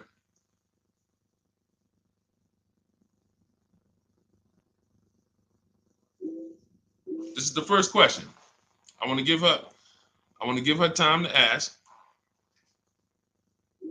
See, car buying, to pay the prices that you want to pay. It's not one step. It's not just give me this one jumbo step. No, it's a series of steps. It's a series of steps. And I think we live in a world right now that has programmed people to think, oh, I'm going to microwave my way to this whole car deal. Put it in the microwave and somehow I'm going to come out and pay less than everyone else. That's not how it works. You try that, you're going to pay more than everyone else, like all of these people out here who 9 out of 10 people going into a car dealership. If I was able to say, hey, how you doing? I see you just got your car. How you doing? My name is Deshone. They call me Deshone the Auto Advisor. You mind if I take a look at your car deal? You mind if I just take a look at your paperwork? Sure. 9 out of 10 people, I would say, all right, let me ask you a question. If I bet you $1,000 right now that in 48 hours I could find a deal way better than this that you just paid for, this contract that has your name on it, this is your monthly payment, this is how much you just gave them. Would you bet me $1,000 I can't find a deal way better than this? Not even close, thousands less than this. Most people are not taking the bet. And that's because they don't have confidence in their car deal. There's nothing else in life that you do this with. There's nothing else. You will never start a business and be like, oh, I started this business. Me and my family put up 50 grand for it, and be like, all right, well, did you do your due diligence? Did you, you would be like, yeah, we got an attorney. We did some consult. We took our time. It was a big decision for us. But a car, same 50,000. I'm going to go into the deal. Oh, and I want to make that deal today. It's programming. That's why I represent the unlearn, relearn brand, because I found when I first started teaching this, if people weren't willing to unlearn, those are the people I couldn't help. But the people who, they text me, unlearning. If you're unlearning, type the letter U, unlearning. This stuff is programming. And so I want you to really get out of that programming and realize that your safety is right at home. If you realize that everything that is going to save you money on your next car is right here in your living room, it's right in your office while you're at work. If you're traveling and you got an internet connection and you're like, man, I can make a deal from the airport. That's what it's about. The place you do not want to be is in the dealership trying to make a deal. There's no leverage there. There's no ability for you to shop competition there. And that's where everyone is overpaying at. Okay, we just talked about, Brandy, how to assess equity. If you're on YouTube, you can jump on it, watch the replay, or on the replay on Facebook. The only place the replay doesn't get posted is TikTok, but on Facebook, Instagram, or YouTube, you can see the replay. We went over how to do the equity assessment, how to call your bank, how to go on the websites, what to put on the websites to see if you have equity in 20 minutes. It literally takes 20 minutes to get those 6 offers. Go ahead, Dolan, shoot the next one up.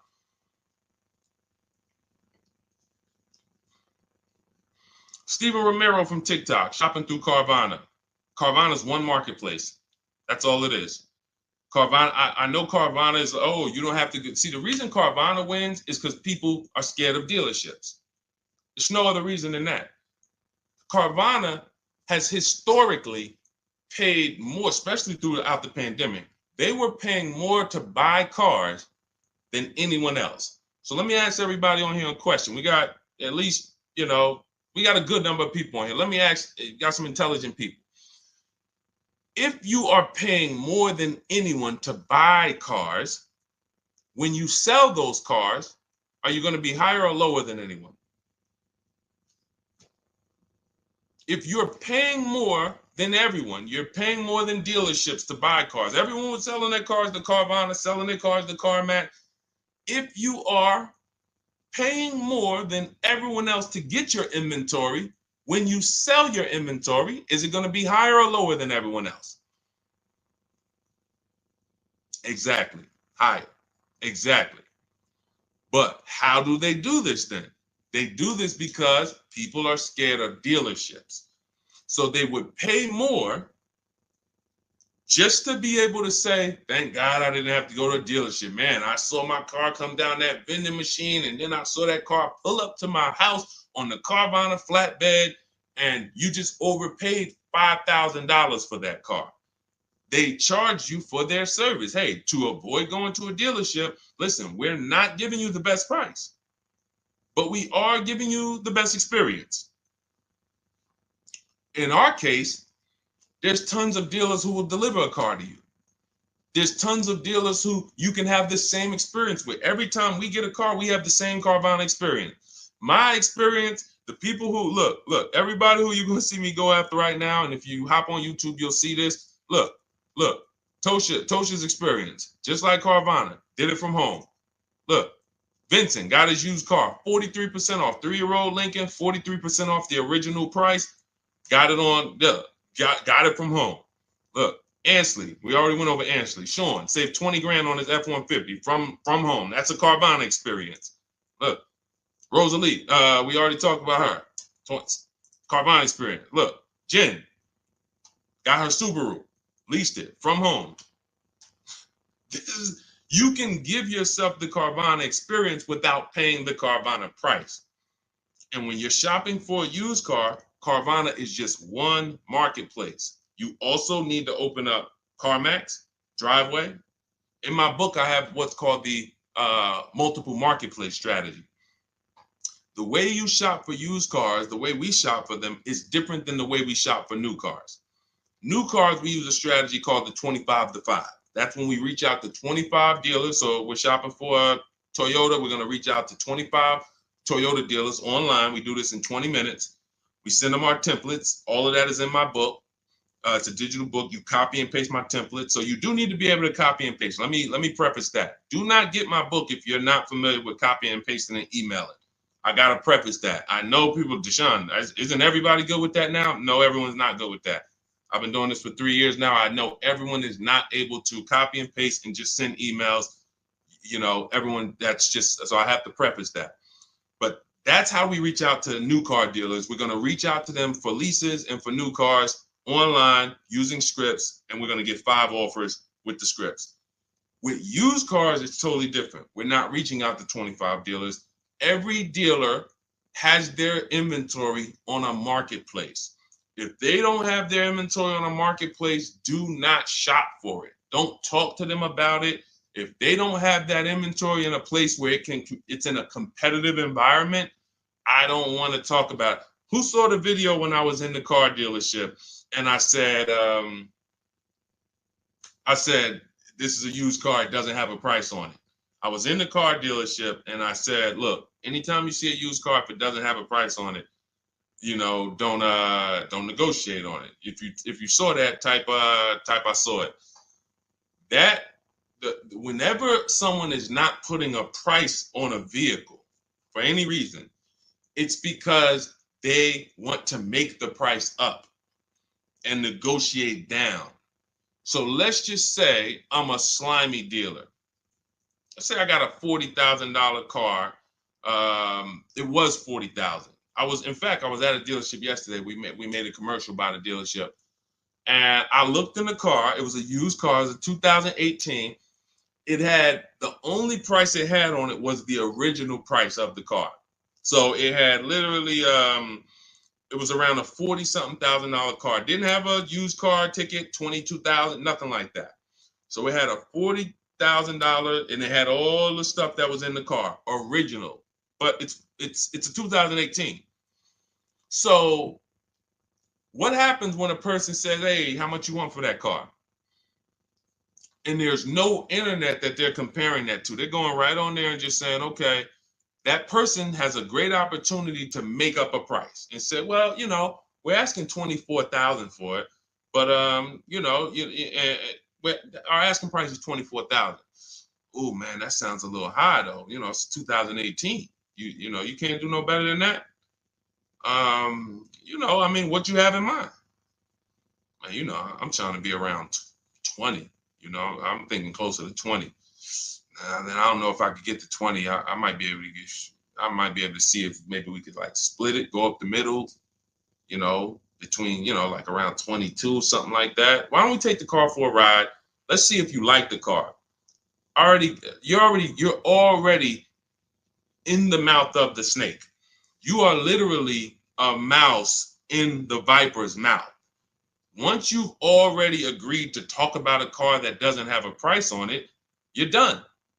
Because let's just say if that same dealer had to list that car online, that car might have been listed for $18,000.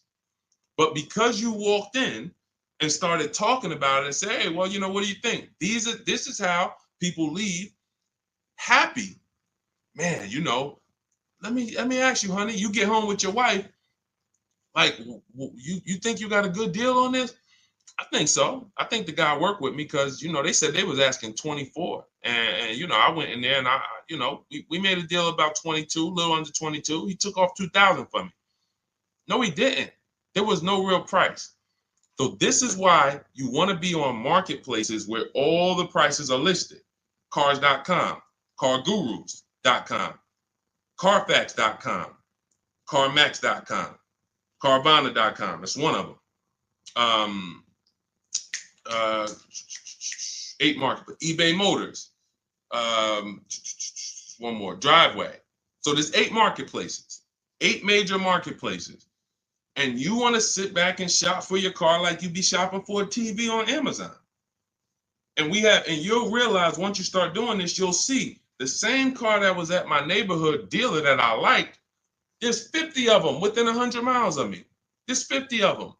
In fact, once I pull a Carfax, I'll see that one didn't even have a good Carfax, the one I was looking at. That one didn't even have the service records that I want to see.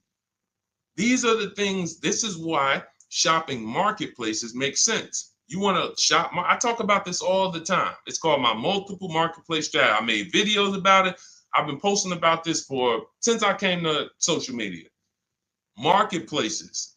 And again, the only people who are going to win with this are people that's locked in. People who are serious about saving their money, who take car buying serious. Everybody who like Deshone, this sounds harder. What, you want to go in the dealership and just go ahead and let them just work you a deal? God bless you. This is not for everybody. I know this. This is for the people who like Deshone. I want to make sure, and it's easy. All the people who you see me showing you, Jared, all of these people that's posting their cars, Teddy, if you're on YouTube, you can see this stuff. These people are never going back to the old way of shopping. We are never going back because this is so much easier. And once you get it and be like, man, shopping online is a million times easier. I don't have the anxiety and there's nobody pressuring me. Oh, all of these people are competing, sending me emails. Hey, can we do this? Hey, what if I get to this? What if I get to... They're never going back. And that's the world I want you to come to. I want you to unlearn that old world, come over to the new world. Go ahead, Dola, shoot the next one up. I think we hammered that point home because we get that question probably every day. Carvana, something about almost every stream, somebody said, hey, what about Carvana? It's one marketplace. And they're 99% of the time, Carvana is going to be the highest price for any car you're looking for. 99%, not 100, not 100. 99%. RL, looking to finance a Toyota 2025 Camry. Should I purchase the extended warranty? It's a great question. RL said he's looking to purchase a 2025 Camry. Should he purchase the extended warranty? So a warranty is a risk product. It's risk assessment. I might buy something and I don't use it. The key to understanding if you should get a warranty is to ask yourself, how expensive is it to fix this car? And does this car have a high likelihood of things going wrong? Give you an example, a Toyota, Honda, as long as you get a good one, and in his case, he's purchasing a new one, they have a history of inexpensive maintenance, and they have a history of things not going wrong. I wouldn't get a Toyota extended warranty. Why?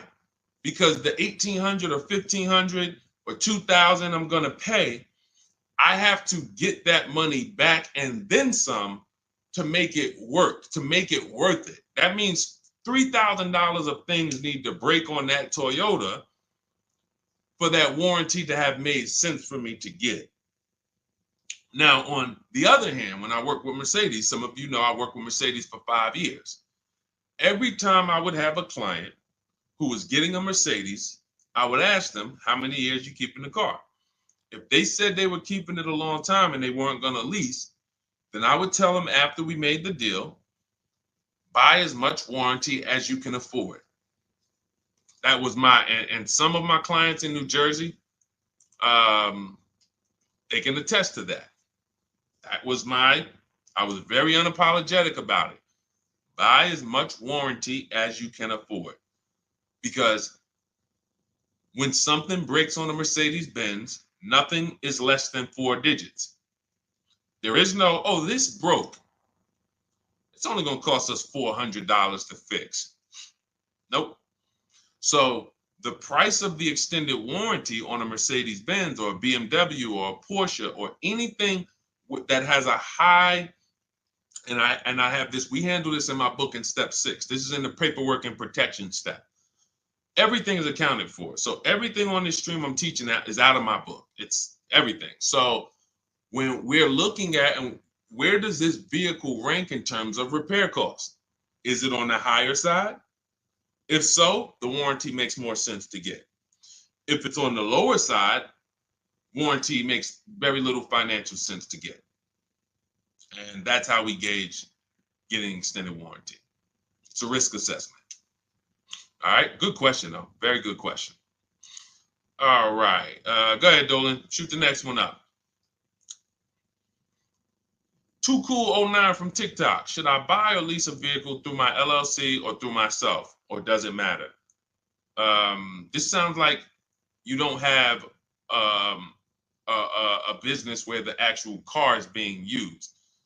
If you, a realtor, for an example, and could y'all double tap, keep double tapping the screen, keep running those likes up. I appreciate y'all on TikTok. Every time y'all double tap the screen, y'all run the likes up and keep them moving. TikTok continues to tell people about the broadcast. And shout out to the sharers. I appreciate you. Matter of fact, I got to jump off of here because what I'm going to do is, no, I'm not going to jump off now, but I have to do something. Somebody who shared yesterday, I got to go to my DM and I got to send her, I'm literally just talking notes to myself. Okay, so big talk about buying in LLCs lately. Big talks. You know, you see videos about it, get caught through your LLC. There's going to be tons of people audited who had cars in their LLC, writing certain things off and are not using the car for business. It's going to be very, very bad. It's coming because the IRS may come later, but they come. When they see, okay, we see people getting all these cars, they know the social media videos and people just putting cars in the LLC. If you are a realtor, for an example, when I was with the dealerships, I dealt with a lot of realtors. Came in, put cars in the LLCs. Why? Because they're on the road. They're using the car for business. They're writing off certain things, be it the maintenance, be it the repairs, or they're writing these things off. Why? Because it's actually business being done with the car. On the opposite end, you have people who have no business at all that involves that car. They're not traveling with that car to clients' houses. They're not doing it, but they want to buy the car and they want to write off tons of stuff or have some type of tax advantage. And now, I'm not a CPA, I'm not an accountant, I'm not giving you tax advice. I would just tell you that if your business does not involve a car or travel, I'm not going to ever tell you to put a car in an LLC name. Now, you talk to your accountant about that, talk to who does your taxes, but that's really the basis of if I should get a car in my LLC or not. Does my business do business with a car? That's it. And after that, you decide, how long am I going to keep the car? Then it goes back to the most important question. How many years am I going to keep the car? 8 or more, I'm going to buy. Less than 8, I'm going to lease. That's it. That's it. A lot of audits are coming. I'm telling you. You see the PPP loans. It took a while, but people are going to jail now. It's going to be the same way with these cars. People are not going to be able to pay some of these people getting Range Rovers. Yo, hey, I see you. You got this Range Rover. You wrote off like huge amount. Let me tell you, how much business was done in this car? Oh well, it's going to be it's going to be bad. That's why financial literacy is important, people. Okay, so all of this is out of my new digital book, Cars from Home, 7 Steps to Saving Time, Money, and Avoiding Dealerships. I can sit here all day for the next 2-3 hours talking about the strategies we use, the process we use, the system I created to help all of these people that I've been talking about in the broadcast save this money. You can see these deals, and some of you are going to go and you'll see, wow, I got that same car. I got to hit you with the bad news first. The bad news is, hey, Rodney Brown, I'm sorry to tell you, my man, but the same car you have, we just helped somebody get it and look what they paid. Dang, they paying a lot more than me. They put money down? No, they didn't put any money down. How they paying that low? It's because they know stuff you don't. They followed a process that you didn't follow. You went into the second most expensive purchase that you're ever going to make, and you just winged it. You just say, hey, you know what? It's a $50,000 car. It's a $40,000, $30,000 car, $100,000. I'm just going, I think I can feel my way through this joint. That's why you're paying the prices you're paying. That's why you're not paying what we're paying. So when you come into our world and you're like, Deshone, I want the blueprint. Everything I teach is in my new digital book, Cars from Home, 7 Steps to Saving Time, Money, and Avoiding Dealerships. So type of number 1. On Facebook, I'll send you the discount link. You can get the 75% off. Type the number 1 on Instagram. I'll send you the discount link. 75% off. That's our welcome offer. It's only for 30 minutes. And if you're on TikTok, go to my TikTok bio, get your copy for 75% off. And on YouTube, we have the comment pinned for you in the comment section for you to get yours at 75% off. And make sure you are reporting to me your deals, just like Tiffany.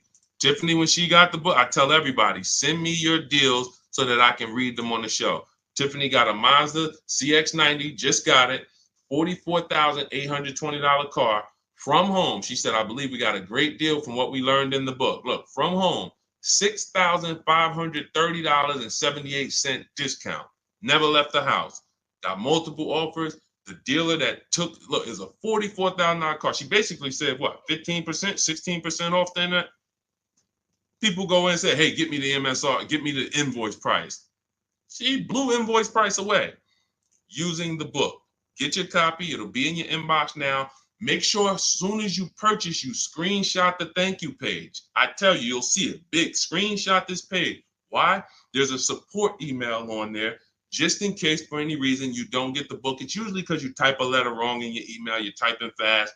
You can reach out to my support team to make sure that you get your book. I want you reading it now. I want you using it now so that you can be like Ansley. He said, look, I started the process on, I started the process on Saturday. I accepted the deal Monday. Doesn't take long. Doesn't take long. You can literally be you can be signing a below market deal in 3 days using the strategies. These are not meant to, this isn't going to school. You know, I spend a lot of time in these videos warning you what not to do. In my book, I'm not warning you what not to do. I'm telling you what to do. Do this, do this. Now, all right, you did that. Great. Now do this. Oh, great. Now you did. Now do this. And before you know it, great. Congratulations. Let's get ready for delivery. That's how the book is laid out. All right, so we're gonna jump off. We've been on here for a little over an hour. I know it's early. You'll be able to watch this throughout the broadcast. You know, I can't really answer. Look, I could give y'all BS answers, and I can get through 100 questions. If I give you BS answers, I can zip through 100 questions in 1 hour. Do Lexus give good deals? Well, sometimes got to shop around. Next question. Is there any negotiation on leases as far as monthly payments without putting money down? Absolutely. We get our deals with no money down. That's how we submit our offers. You get at least 5 offers and you'll find out what the best deal is. Absolutely negotiate. Next question. I could do that. Is that what y'all want? Let me know. What I do is if someone asks me a question, I go deep on the answer because this is car buying. This is not. This isn't, hey, I'm gonna get a little, you know, I'm about to spend $100, you know. What's your opinion on this, Deshone? You know? So I think from what I know about people, I think you guys appreciate Deshone. Break it down for me. Break it down for me. And if you want more, if you want all the answers, get your copy of Cars from Home and you'll have all the answers. But I like to be thorough. And I can't because all I care about is the result. I don't care about I care about people writing me, Deshone, check this out. Look at my deal. Look at what I just pulled away. I want you writing me, emailing me, proud of your deal. I don't want you running into me one day if you're ever around New Jersey, New York. Hey, Deshone, hey, what's going on, man? Hey, man, I follow you. Oh, man, I used your stuff, bro, man. Oh, cool, man. How'd you do? Yeah, I think I did all right. No, you didn't. No, you didn't. Because everyone that learns from me, oh, man, I have people run up to me. I never shopped like this before. I had all of these dealers, and then the lowest dealer took off all this money. That's the one I went with. That's a person that I know. Congratulations. Great job. You listened. You trusted the process. I care about the result. And that's all I want. I want you to enjoy car shopping. I want you, it's 50, 100 grand, 5, 6 figures of your money. You deserve to enjoy it, and you deserve to pay less than everyone else is paying. That's what I'm here to do. So I'll see everybody who has the book. I'll see you inside. Use it. You'll see I link to a couple videos in there. You'll see it's some surprises in there. That's not a traditional book. There's links to videos. I got links to scripts in there. You'll see. You'll see why it's a digital book. And it's a one-time purchase.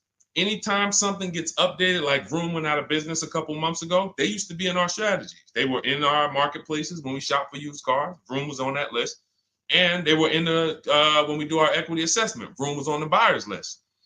If I had mailed out a book, if y'all were buying a physical book for for these strategies, that means now I got to make another book, and then I got to say, all right, guys, well, this is edition 2. That was edition 1. Vroom's out of business. Next thing you know, you're getting edition 40, and you're like, dang, every time a new website comes out, because we do online, dang, I got to buy another book. Nope. With Cars from Home, what we did, soon as Vroom went out of business, I went in, I updated the master file, uploaded it, all the thousands of people that have the book, and about 9,000 people have the book right now. So this is, you can go on Goodreads, you could type in the Cars from Home book online, you'll see, oh shoot, this book is out there. It's already 5-star rated. So this is what it's about. Results. Grab your copy in my Instagram bio or my Facebook bio, or everybody that types the number 1 on Facebook, I'll DM you the link exactly to get this discounted price. Everyone on TikTok, you go to my TikTok bio, click that website, and get your 75% off. And then on YouTube, we have it pinned in the comments. So use this stuff, win with it, write me with your deals, y'all. Stop overpaying. You don't want to be like these people out here. You don't. They're getting hammered right now. They think there's no deal. Oh, when is the market going to get better? It's never going to get better for them. It's never. They're going to keep doing the same thing. And it's sad, but that's not what we're here to talk about. Let's get you to paying less than everyone else. All right. So I'm gonna jump off, y'all. Have a great day. We'll be back for another stream, sometime next week. I'll see you soon.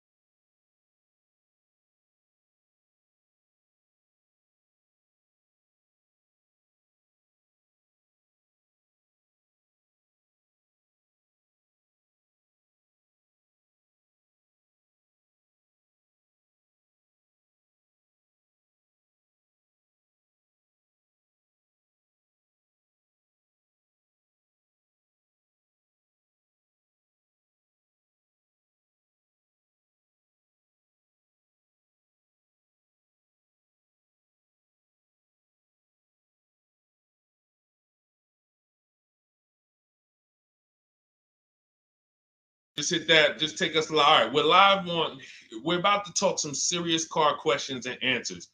I want you to ask any question you can think of concerning car shopping so that we can dig deep into it.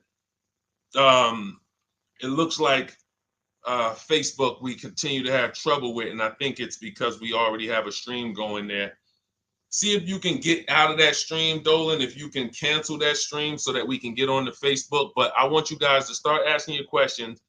And Dolan, bring the first question in so we could get the show on the road. And then what we'll do is we can check the back end and try to delete the broadcast from Facebook so that we can get on Facebook. Okay, this is Sam from TikTok. So there's a car for $7,000. I want to sell my car worth $12,000. Can you explain that?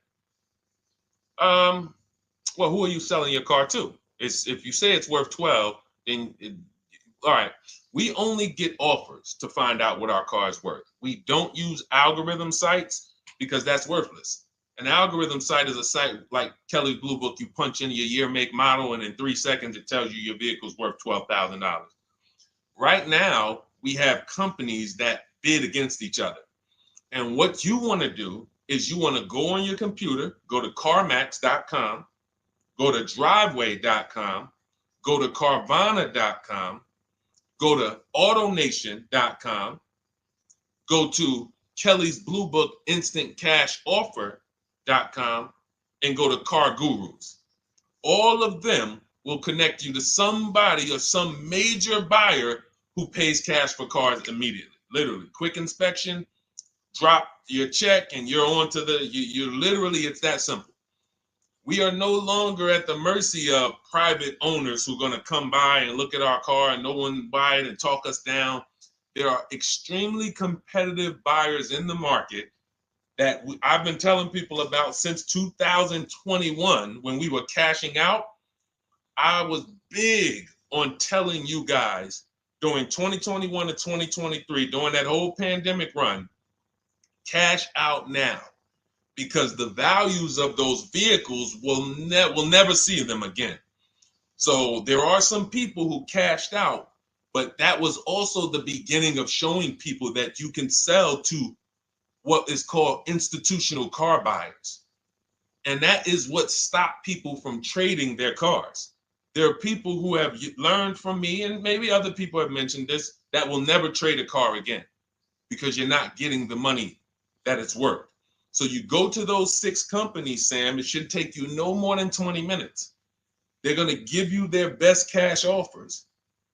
And then you can sell to them and you can go buy something else. But what I want you to get in the habit of doing, everybody, is separating your transactions. What does that mean? Who you sell your car to is different than who you buy a car from. And you need to maximize each transaction.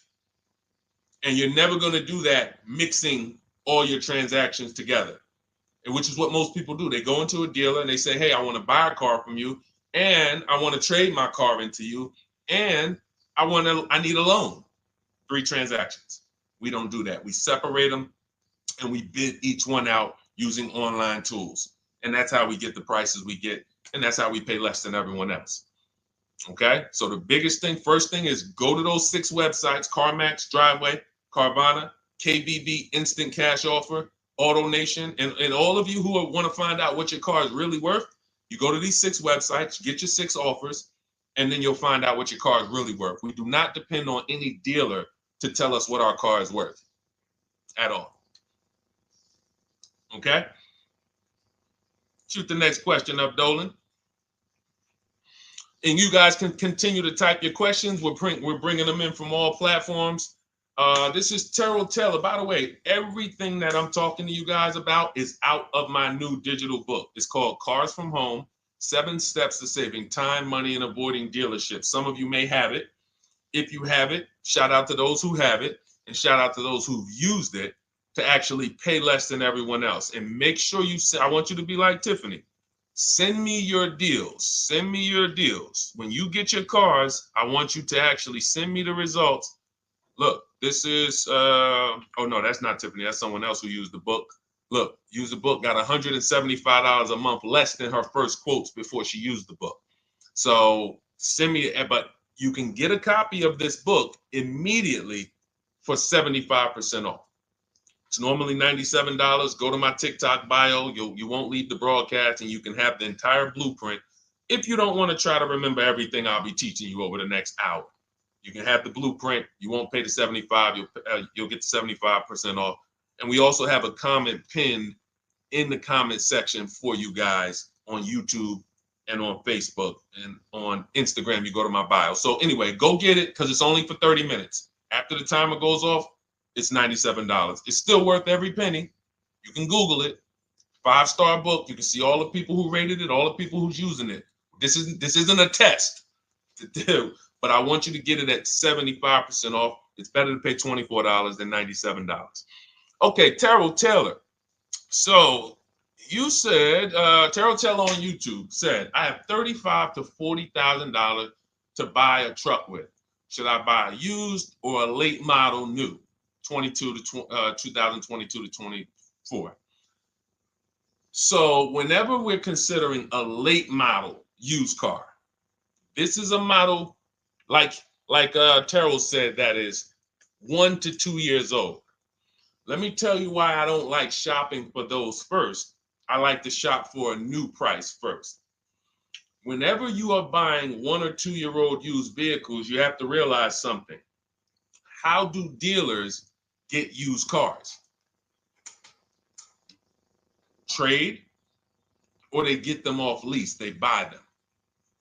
When you have not waited 3 years, you're not going to see a lot of used vehicles in that option, because most people don't buy a vehicle and then trade it in 2 years. So you're not going to see a lot of 1 and 2 year old used vehicles. I don't like that, because when there's not a lot of a vehicle, the people who have that vehicle get to set very high prices that we have nothing to compare it to. And that's a recipe for losing and overpaying. I've had people come to me who are looking like you, and what I say is, I say, okay, shop for a new one first. I'm gonna tell you why. When you shop for a new one first, you get to see what the market value is. So take Sean. I'm showing Sean. Some of you have seen Sean. He got an F-150 Lightning XLT, $73,000 vehicle. Using what we teach and getting bids from home, using the Cars from Home system, he saved $21,000 on a new one. That was his best offer. He got multiple offers because we always get at least 5. So his best offer, he saves $21,000. If he had gone to look for a 1 or 2 year old one of this, he would have never known that the new ones he can save $20,000 off of if he shops right. Now, some vehicles, it might be $7,000 off, $10,000 off, $5,000 off. The point is, until you know what the new market is for a vehicle, you can't shop a 1 or 2 year old one. Because what happens if you shop a 1 year old version of what Sean got, and he goes and he pays, he pays 65 for it because he thinks, or let's say 60. Let's say 60. A brand new one, 73. Someone else is charging 60. All right, it's 2 years old. Let me get that one. Not 15 grand off. Problem is, he just overpaid for a vehicle because he could have got a new one for less than he got that 1 or 2 year old one.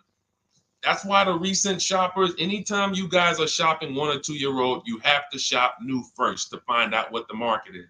Now, in my book, I have my strategies for shopping new online and shopping pre-owned. It's totally different. Pre-owned, you want to go to all the marketplaces. If a vehicle's not on a marketplace, y'all, don't shop. Don't look at it. What does that mean?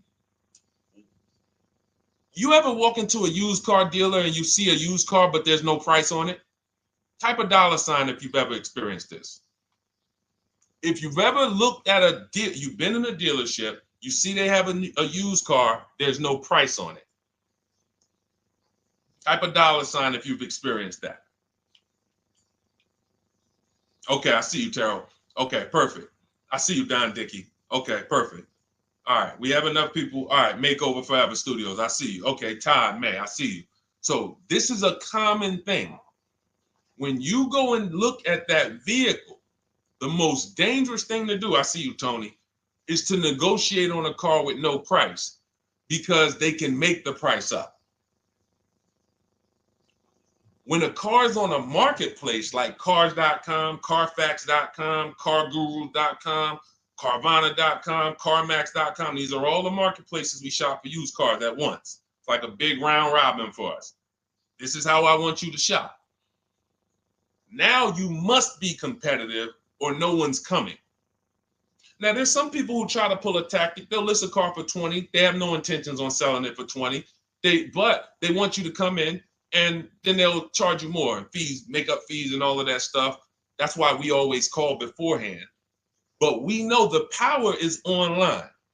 The competition is online. So when you're looking, Terrell, you're either deciding, all right, I'm either going to look for a new vehicle, find out what the market price is for the vehicle I'm looking for and how much I can save. What's my best offer? You need to get at least 5 offers. I'm telling you, it's going to be big differences. You have to prove this to yourself. Call around. If you want to do it manually, you don't have my book, do it manually, call around, speak to sales managers. You are going to see it's going to be a $5,000 to $10,000 difference minimum between all of these dealers' offers, minimum. And so then you want to look at the pre-owned options. Then you look at the pre-owned options. And the pre-owned options will tell you what the market is. And so this is only for you who are looking at recent model cars. If you're not looking at 1 or 2 year pre-owned, this doesn't matter. But those people have a little bit more budget, and that's okay. That's okay. But when you have a little bit more budget where you can look at a 1 or 2 year old pre-owned car, that means you have a little bit more money to lose if you make a bad decision. So that's what you want to consider, Terrell. Shop for the new ones first, depending on what your budget is, and then look at the pre-owned market and say, all right, where's the pre-owned market? But that 1 or 2 year old, you're not going to have a lot. Until that 3-year cycle comes and dealers can start buying those vehicles back off lease, you're not going to see a lot of vehicles. That's why I don't play in that 1 or 2-year-old zone. It's just a dangerous zone to play in. Dealers know, oh, we're the only ones. Hey, we the only one that got this car within 50 miles. Let's charge this for it. And then they depend on someone who doesn't know the market to come in, pay for it, and you can literally overpay by 10, 20 grand and you won't realize it until, a couple years later. Okay, great question though. Great question, Terrell. Go ahead, shoot the next one up, Dolan. Type your questions, y'all. We're gonna get through as many as we possibly can in an hour. I see a lot of questions coming in. Let me try to speed it up. All right, this is Abigail from Instagram. How do I shop for cars and take test drives without feeling like I'm wasting their time? I'm nervous. Okay, first thing to realize, Abigail, you're a very considerate person. God bless you for that. You're about to spend 5 figures on a vehicle. Some of you 6 figures. I love the courtesy, but we are the prize. When you're shopping the way I want you to shop, some of you, this is your first time here. You don't even know, hey, who is this guy talking? I spent 14 years in the car business. 5 years with Mercedes, 5 years General Motors. I've been helping people buy cars and get below market deals since 2019, education-wise. I love it, but you deserve the experience. If you were walking into the mall to spend 15 grand, let's just call it 15 grand, how would you want to be treated? Like royalty, right? Right? So, but I'm going to answer your question, but I need your mindset. A lot of what we're discussing is going to be the right mindset. You are the prize. That's why I don't want you going to dealers begging for discounts anymore. I want you sitting at home making dealers bid. This is how we do test drives on new cars and leases. New cars and leases. This is how we do test drives. I have it in my book because it's that serious. You're either going to have a great test drive or you're going to have a horrible test drive experience. We call and we ask the dealer, who's the most experienced person there? Who does everybody like? Who's the person that, has been there for a long time, just has a great reputation? Oh, that's John. John is just, he's been here 20 years. Everybody loves him. Okay, can I speak to John? Hey, John. My name is Deshone. I'm interested in the Honda Pilot. I just like to test drive it. I'm in the process of deciding what I want. And, do you have this particular model? You have one there that I could test drive? John, because we asked for the best person, we're typically going to get somebody who is not going to lie, usually. Not a guarantee, but taking these steps, I know these guys. I've been in this dealership. I know most dealerships have one person there who has a good reputation and who cares about that reputation. If you're enjoying this content, hit the like button, y'all. And Keith, y'all killing the likes on TikTok. Shout out to everybody who's hitting the likes on TikTok, to double tapping the screen. Appreciate y'all. And shout out to everybody who hits the like button. When we get there, we meet with John, we test drive. John, thank you so much. Can I have your card? I'll leave you my information. And if this is the vehicle I want, I'll be in touch with you. Perfect. Oh, Deshone, we don't sit down? We don't think? No, we never sit down. I'm telling you that there are things you must unlearn about the shopping process if you're going to win. And what does winning look like? Getting the most money off in the least amount of time. There's no leverage that you have when you sit down and try to negotiate with a car salesman. Every single dealer around you that wants to compete for your business, you can't talk to them while you're sitting in one dealer talking to a car salesman. That's why we don't do it. We get a card. Thank you so much. Listen, if this is the one for me, I'm going to give you a call. Simple. Pressure's off. There's no pressure in our system. You can't pressure us.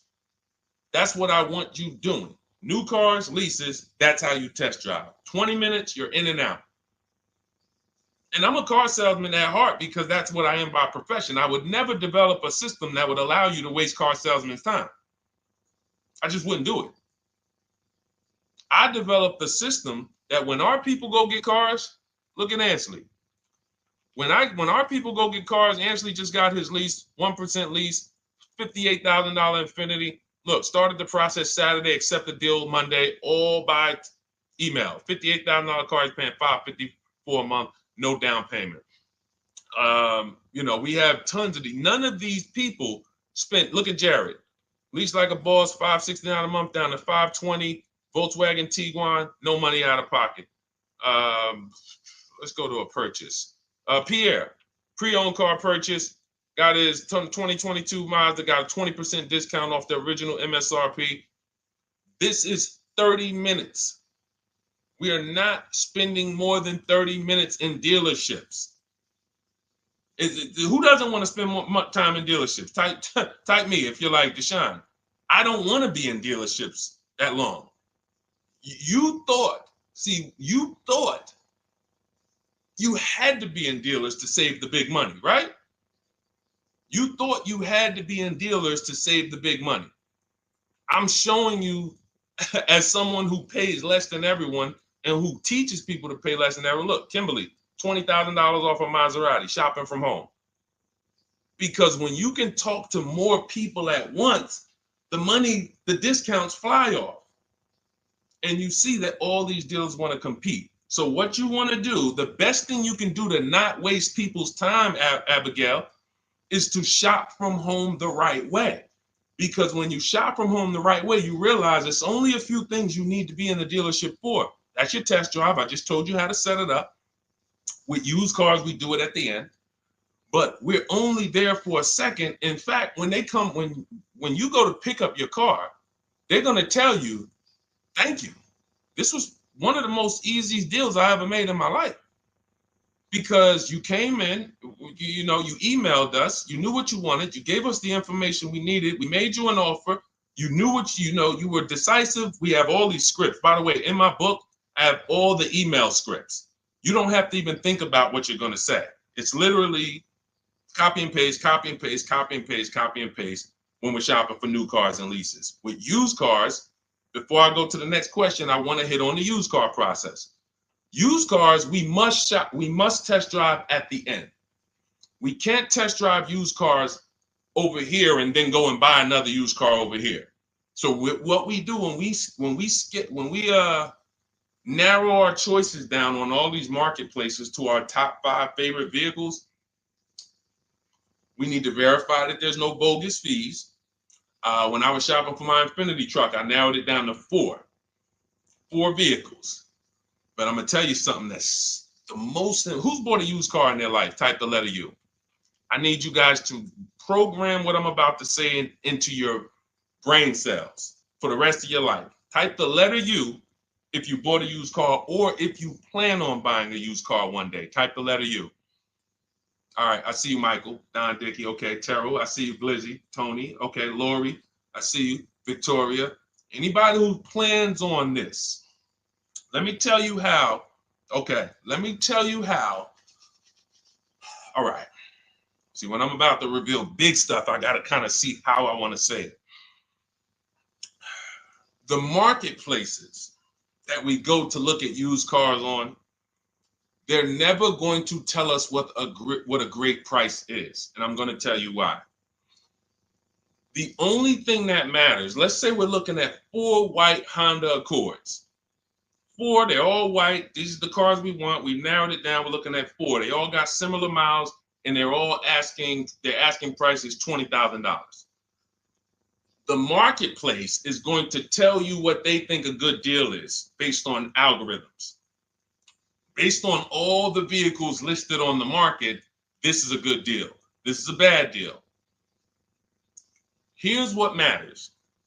How much was the original price of each vehicle? Why is this the only important thing? Because if we're looking at 4 white Honda Accords, but one of them was $35,000 when it was new, one of them was $39,000 when it was new, has a sport package, some special technology. One was $31,000 when it was new, one was $29,000 when it was new. What's the best value? What's the best value? You see how we clearly just went from, wow, all of these vehicles look the same, similar price, similar asking price. But once we found out, wait a minute, this one right here was $38,000 new. This one here has the cameras in it all around and the self-driving package, and it has the same asking price, or it's maybe $1,000 more. This is what I call the true value discount. The true value discount. And let me tell you why the marketplaces will never tell you this. Because if they advertise the true value discount, someone has to be at the bottom. In other words, when you're looking at Honda Accords, if you could go right to the true value, who's giving me the biggest discount off the original MSRP? That means the car at the bottom, they might be giving you no discount off the MSRP. We saw that during the pandemic. It was people selling, who remembers people selling Toyota Camrys, 3-year-old Toyota Camrys, for the same price as they were when they were new? There was some deal, everyone wasn't. I know a couple dealers, I know a couple general managers who run dealerships who are ethical. And they said, look, I don't care what the market does. I can't sell a used vehicle for the same price it was when it was new. I'm not doing that. Because when that customer comes back in 3 years to deal with me, I'm going to have to help them again. And if I buried them in their car, then I'm not going to be able to help them. But there were plenty of people who was.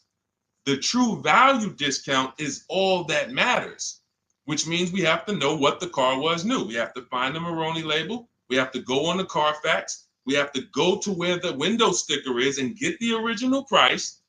And then we'll clearly see, oh, that's the best used car. And no one else shops like that. No one else shops like that. If y'all get that, type dollar signs. If you get that, what I just said, type dollar signs. That is what is important, not what they tell you is a good deal. So going back to me, when I got my Infiniti truck, 4 vehicles, all in a similar price range, all white. They were between $1,800 difference from each other, similar miles. But once I found out that one was 46,000 new, one was 48,000 new, one was 52,000, and the one I ended up getting was 54,000. That separated it. The one that was 54,000 new, they were giving me a 42% discount asking price. These are things that help you cut through the mess, the smoke and mirrors of the car business. In order for you to win and pay less than everyone else, you have to cut through the smoke and mirrors. That's what I'm great at showing you because I was in the business. So these are the things that, again, if you say, Deshone, I need the whole blueprint. I need to give me the step-by-step. Leasing, used cars, high mileage, new cars, give it to me step-by-step. That is my new digital book. It's called Cars from Home, 7 Steps to Saving Time, Money, and Avoiding Dealerships. It'll be in your inbox in literally 5 minutes, and you get yours for 75% off. Support yourself and support your family by getting your copy. Go to my YouTube comments. We have a link right there pinned for you guys. We have a link in the Facebook comments. Get your book for 75% off for the next 30 minutes. You'll see a timer on the page. Now, if you're on TikTok, click that picture of me and go to that link in my TikTok bio and click the one that says 75% off to activate the 75% off link. Get your book so that you never have to wonder about this. Now, we're going to continue, but I just know as we answer more questions, some of you are going to forget that. What we just went over in the last 10 minutes, this next question, you're going to forget all of that. All right. Now, Dennis Gamister from Instagram, on a lease agreement, does the deal use the MSRP or the discounted price? So when we're shopping for leases, this is what we do. We get all our offers with, this is how we construct our offers. If you've ever looked on these commercials and you saw, well, Deshone, when I look at leases, though, it seems like, one, they limit me on miles. And then I also see that they want a bunch of money up front. You are correct. But they only limit you on miles according to the miles you told them you were going to drive. They don't pick the miles for you. We select the miles. And what ends up happening is people will, because they typically don't know how to shop, they're negotiating. They'll say, all right, well, my payment's $400. That's my budget. I drive more than 10,000 miles a year, but I guess I'll just take the 10. Instead of paying $20 more to get 12, they'll take the 10, and then they'll say something like, if I go over, I'll just buy it. Horrible idea. Absolutely catastrophic idea. Or if I go over, they blame the lease. They literally will get the penalty, get the bill for the 6,000 extra miles that they used, and they're charging them 25 cents a mile now, and say, man, this is why I don't want to lease, because they limit me on my miles. No, they didn't. To save $20 a month, you pick the lower miles. You can customize leases up to 15,000 miles if you want, 18,000 miles. Look at Jen. Jen just got her lease on her Honda. Hold on, where's Jen's lease? She got an 18,000 mile a year lease. Now, the way we shop is 12,000 miles per year, only first month's payment due at signing, and we shop it taxes and fees in the payment. Jen, her best offer on her Honda CR-V hybrid, which is one of the most popular hybrid crossovers in the market, she got $512 a month, 12,000 miles. That's a 1.3 lease. We'll talk about the 1% rule for great lease deals and the 1.5% for overpaying. She gets 1.3.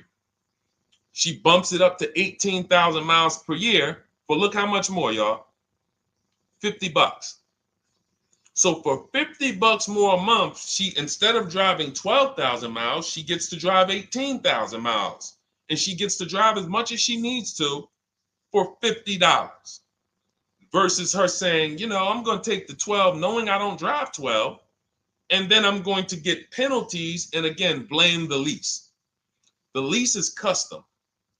And the first time I learned about high mileage leases was when I was working at Hyundai. I was a manager at Hyundai for a short period of time. It was a highway dealer. The guy ended up going to jail. It was typical, like, you know, I've worked in some dealers, some phenomenal dealers, but this one was like, if you ever could imagine the prototypical highway scam dealership, I mean, this was it. So I was only there for 6 weeks, but I was a manager, and what I saw was I was taking care of this guy's lease who was just finished with it. He had 72,000 miles on it, and I went out there and I said, wait, you leased this 72,000 miles? He said, yeah, I always lease now.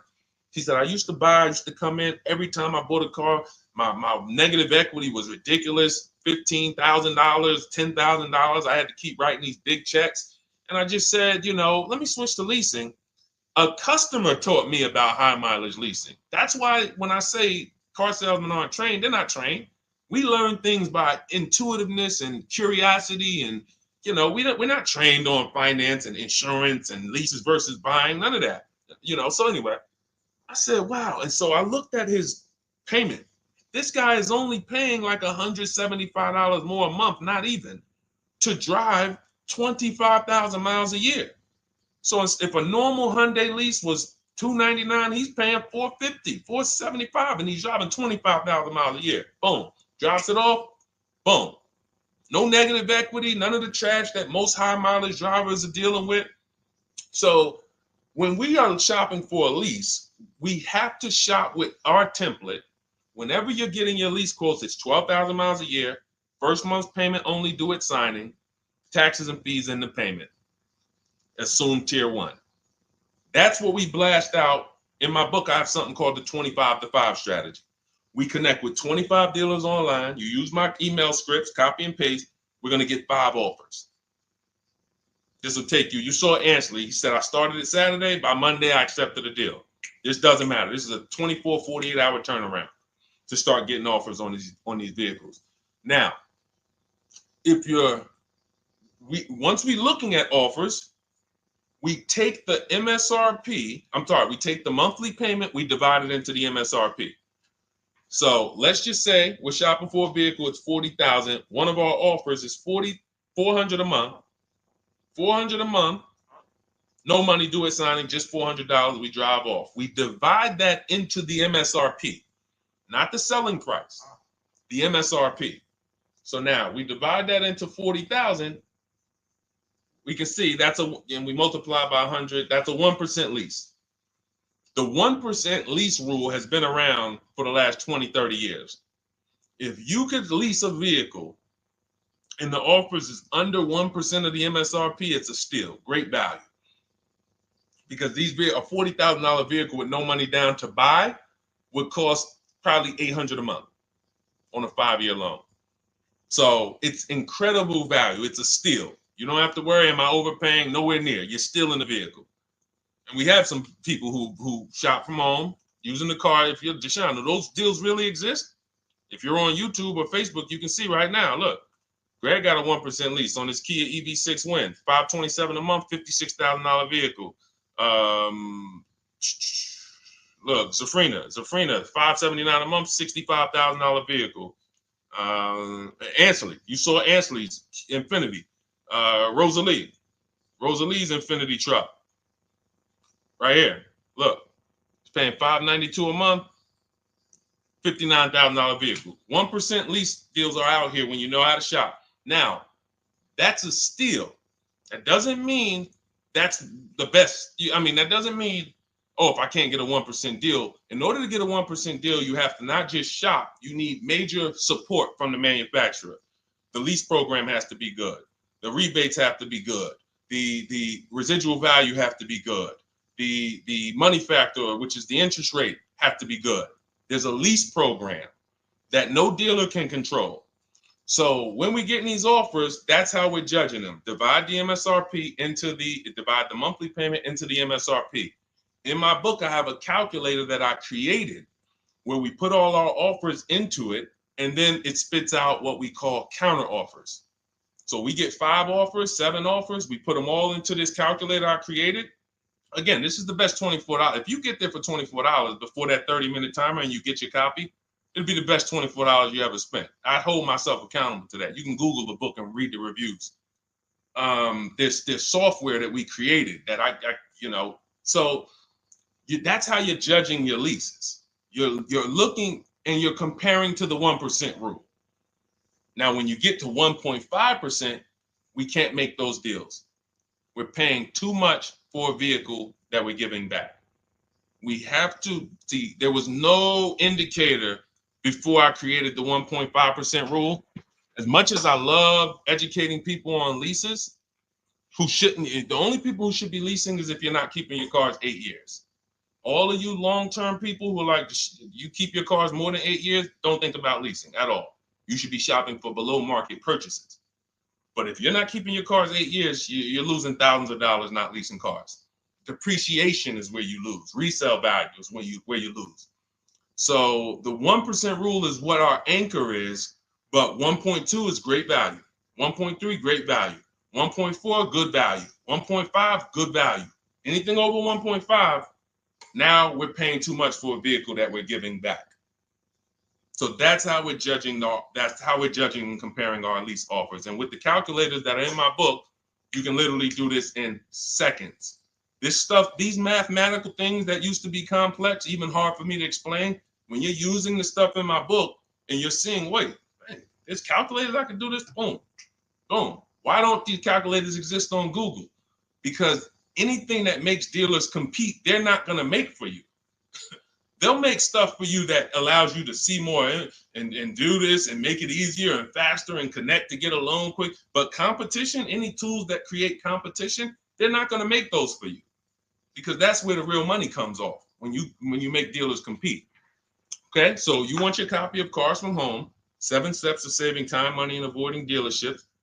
Click the picture of me on Instagram or TikTok. It's going to take you to my bio. You won't leave the broadcast.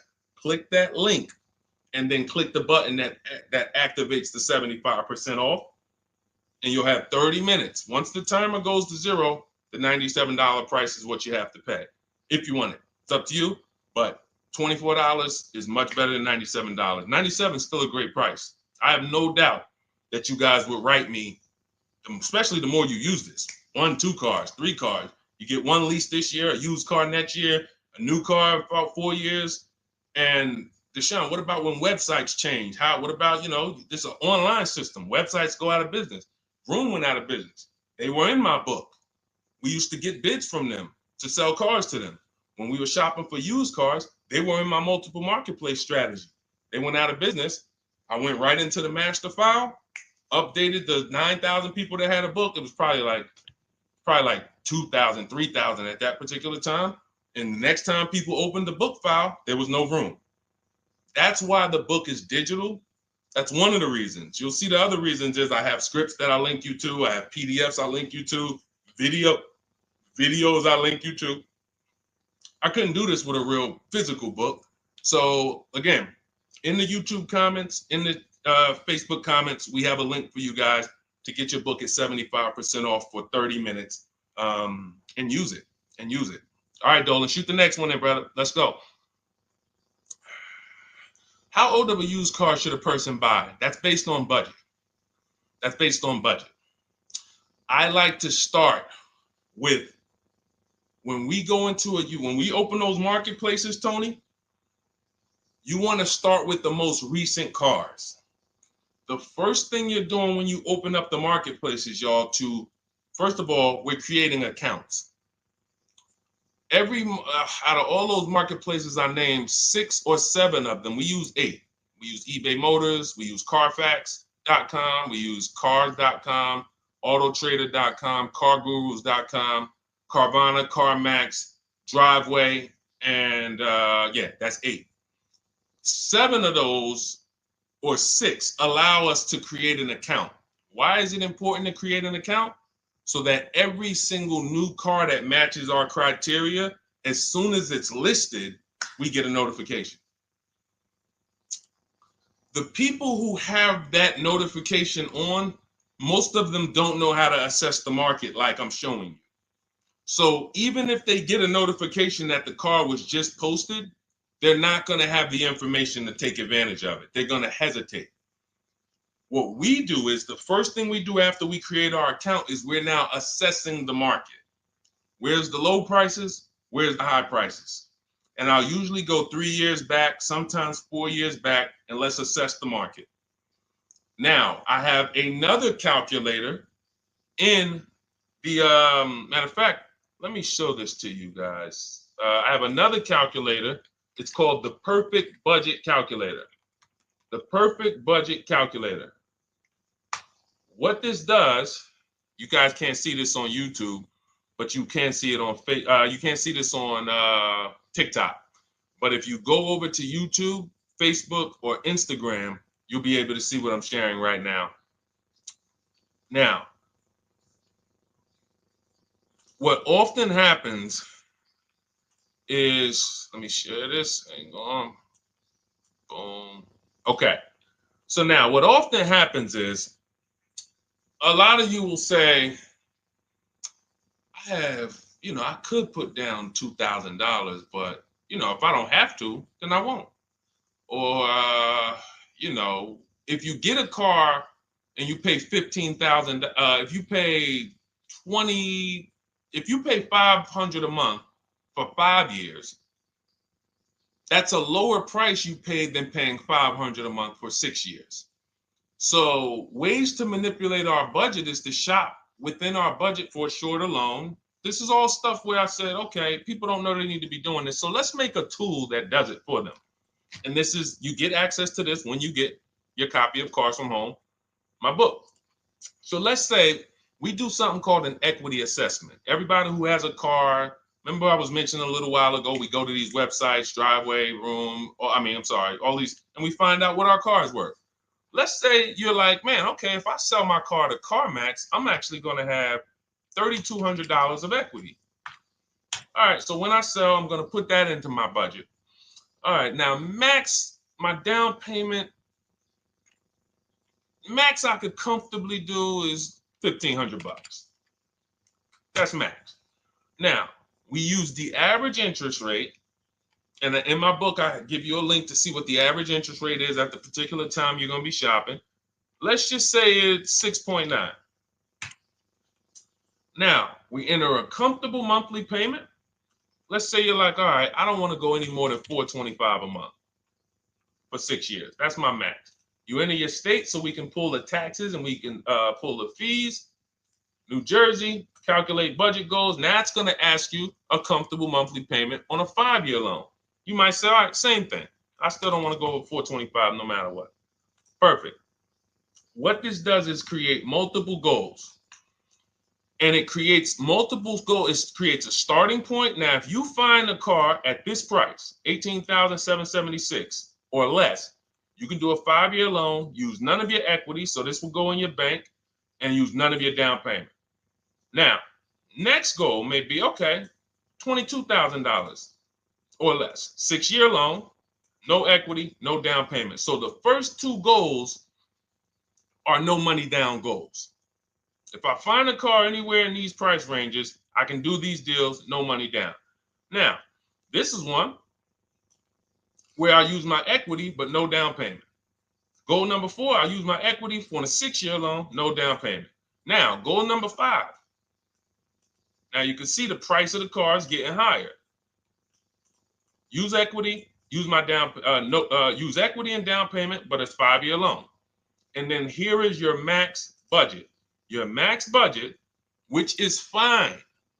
There's nothing wrong with if you find a vehicle that, once you use this and you find the best price vehicle, as long as you are under this number, you are fine.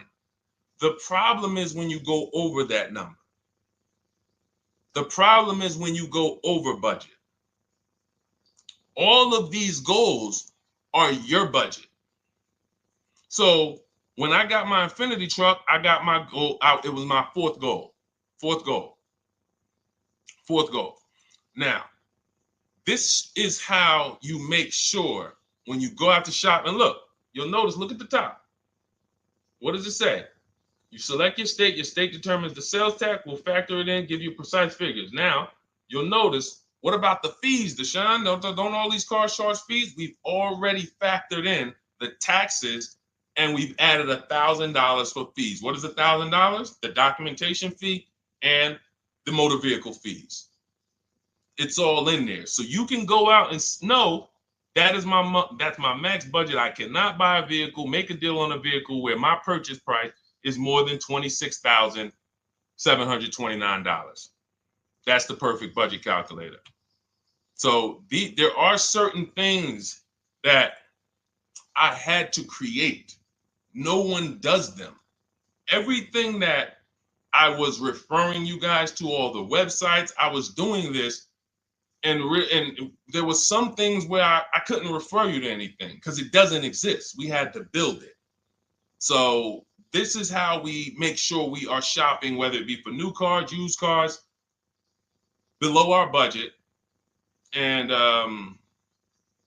that's not how you make, but here's the thing. I need you, before we go to the next question, I need you to understand something.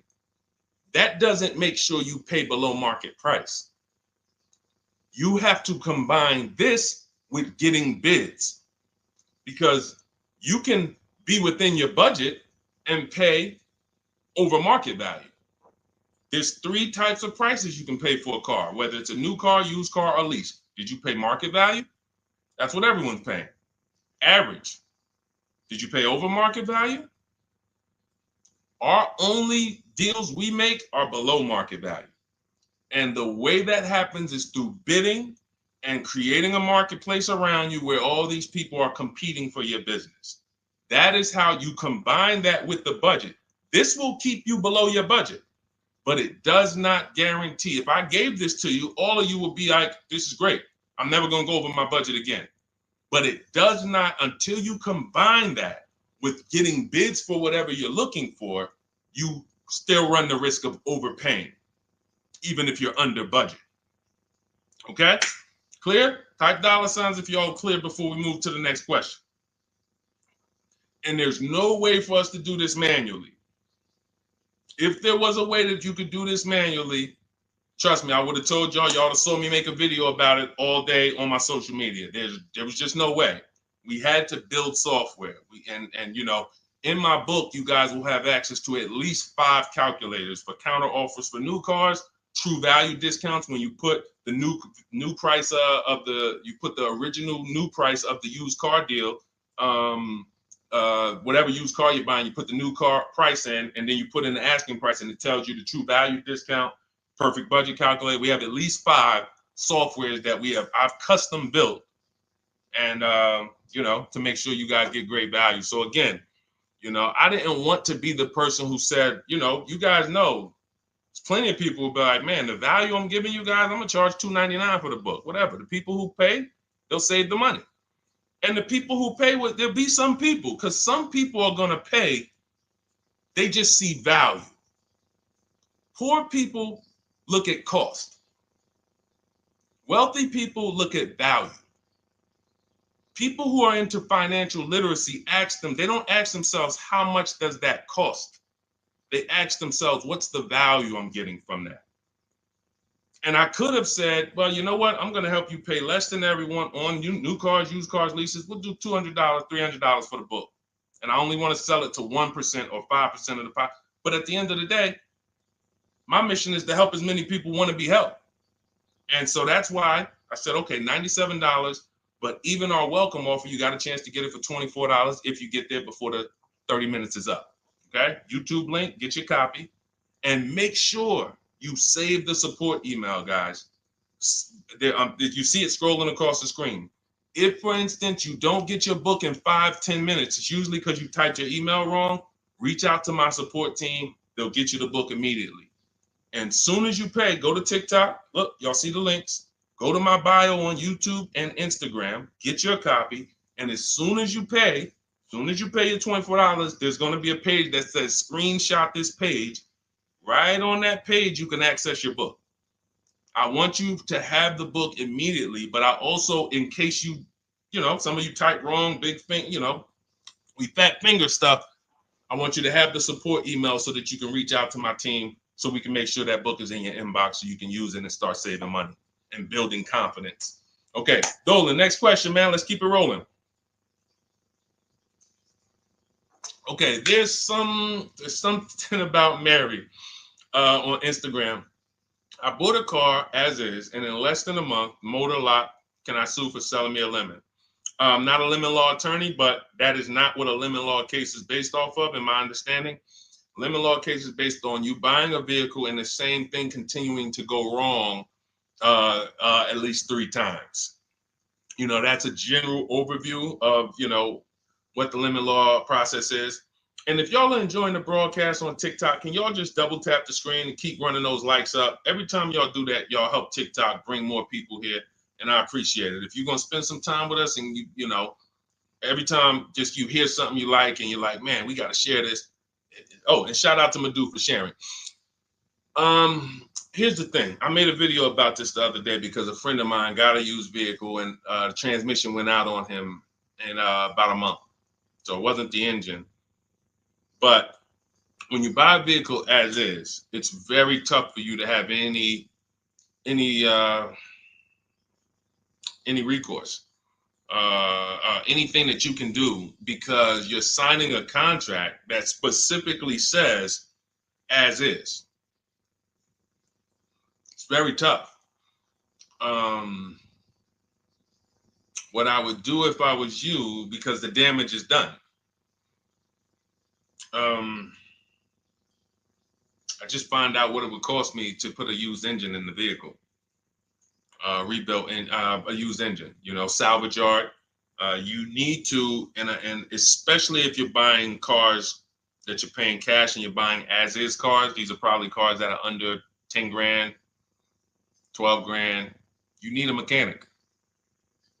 See, because that's a strategy. There is a great strategy called buying inexpensive cars and having a local mechanic so you could do what's right. Oftentimes you could drive those cars for a year or two and sometimes sell them for what you got for them because you've outlived the depreciation. Those cars are not depreciating as much unless you overpay for them. If you overpay for it, then it's going to drop because you overpaid for it. But if you pay a great price on some of these vehicles, you can oftentimes win with this, but it requires skills. One of the skills is, how do I avoid engine issues, transmission issues? So a couple things. for those of you who may be going this route, you need to narrow your search down thoroughly based on title history, service records, accident history. That oftentimes you'll see, if I typed in right now 2018 Subaru Outback longevity. That's one of the things we do. It's in the 4th step of my book. Before we get prices on anything, we do a quick 5-minute search to make sure these aren't bad cars. There are bad cars out there, but there's data that shows us.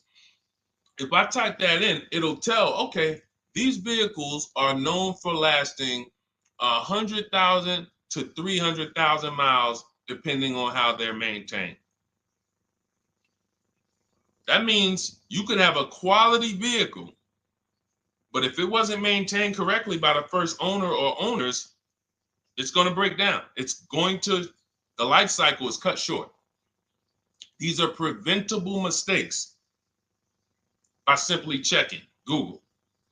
Now, we narrow these things down based on title history, service records, accident history. Once we do that, I don't mind buying a 10-year-old. I bought a car that was it's my around the city car. I drive it probably 200 miles a month. I bought it from a owner in South Orange. He was a 98-year-old man. He's had it for 10 years, and he knew everything about it. He leased it for 3 years, then he bought it. So he's really had the car for its entire life cycle. That's what you want, because you're able to look and see the service records.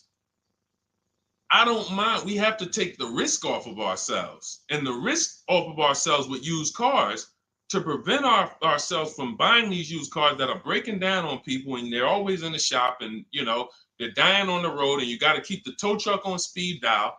It's simply a matter of checking to see the reliability records of the car, which is easily accessible on Google, the way I just said, and then making sure the one we get was actually maintained correctly. And that's going to give us the best chance of having a great experience. These are the steps we must take. But in your particular case, there's probably, I don't think you have a case. You can certainly reach out to a lemon law attorney. I don't think you have a case at all. I think because it's buyer beware with cars. It's buyer beware. That means it's on you. If something goes wrong, it's on you. And so what I would do is I would find a local mechanic that I trust, that everyone loves in the neighborhood, and I've been there for 10 years, 20 years. And I would say, listen, can you find out what it would cost me to put another engine in this vehicle? My father did this on his GMC Envoy about 6 years ago. It was a 2008 Envoy. The engine went out on him. He put a new engine in the vehicle. One of the best $2,000 he ever spent, $2,000 or $2,500, whatever it cost him. They put a new engine in that vehicle. He still has it. He's about to sell it for about $4,000. He's had that vehicle from 2013. Think about that. A lot of people, engine goes out, they sell the car. It's worthless now, so they take the loss. Meanwhile, man, let me come up with $2,500, and I still got no car payment for the next 6 years. We don't need to be so quick to go replace our cars. If we follow these strategies, we can actually, I love to see more people doing that. Just go fix the car.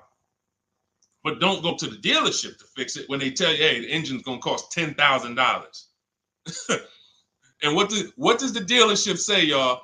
When you have these major issues and the dealership tells you the transmission is $7,000 and a new engine is $10,000, what's their suggestion? What's their suggestion when they tell you that? Because they already know you're gonna be like, yo, what the heck? I can't pay all of that. What's their suggestion? Let's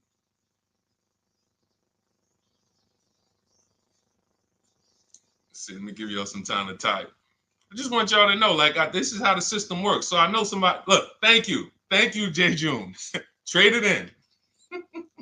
Thank you. You see how we can? Oh, look, N.Y. Anderson, buy a new one. So what they do is, exactly, Victoria, they're going to suggest a new vehicle. So if we know, now watch this, as your vehicle is worthless, you don't have any opportunity to put it on a competitive market to see Well, how much would somebody pay for that? They've already assessed the value, and they want to structure your deal, have you take that major loss for that engine. They're going to put the engine in for a lot less than that, and they're going to resell it, and now they sold you another car. When you could have just literally went to a mechanic, got a rebuilt or got a used engine, put in that vehicle, cost you $2,500, maybe $2,000, and literally you're on the road for another couple years with no car payment, keeping money in your household versus now I'm in another $400 a month payment. Okay? This is what it's about. And if you're like Deshone, well, I don't want to keep a car that long. We talked about you earlier. You shouldn't be buying cars. Because the keepers on here who keep cars 8 years, 10 years, who has a car they've had in their driveway for more than 8 years? Type the number of years.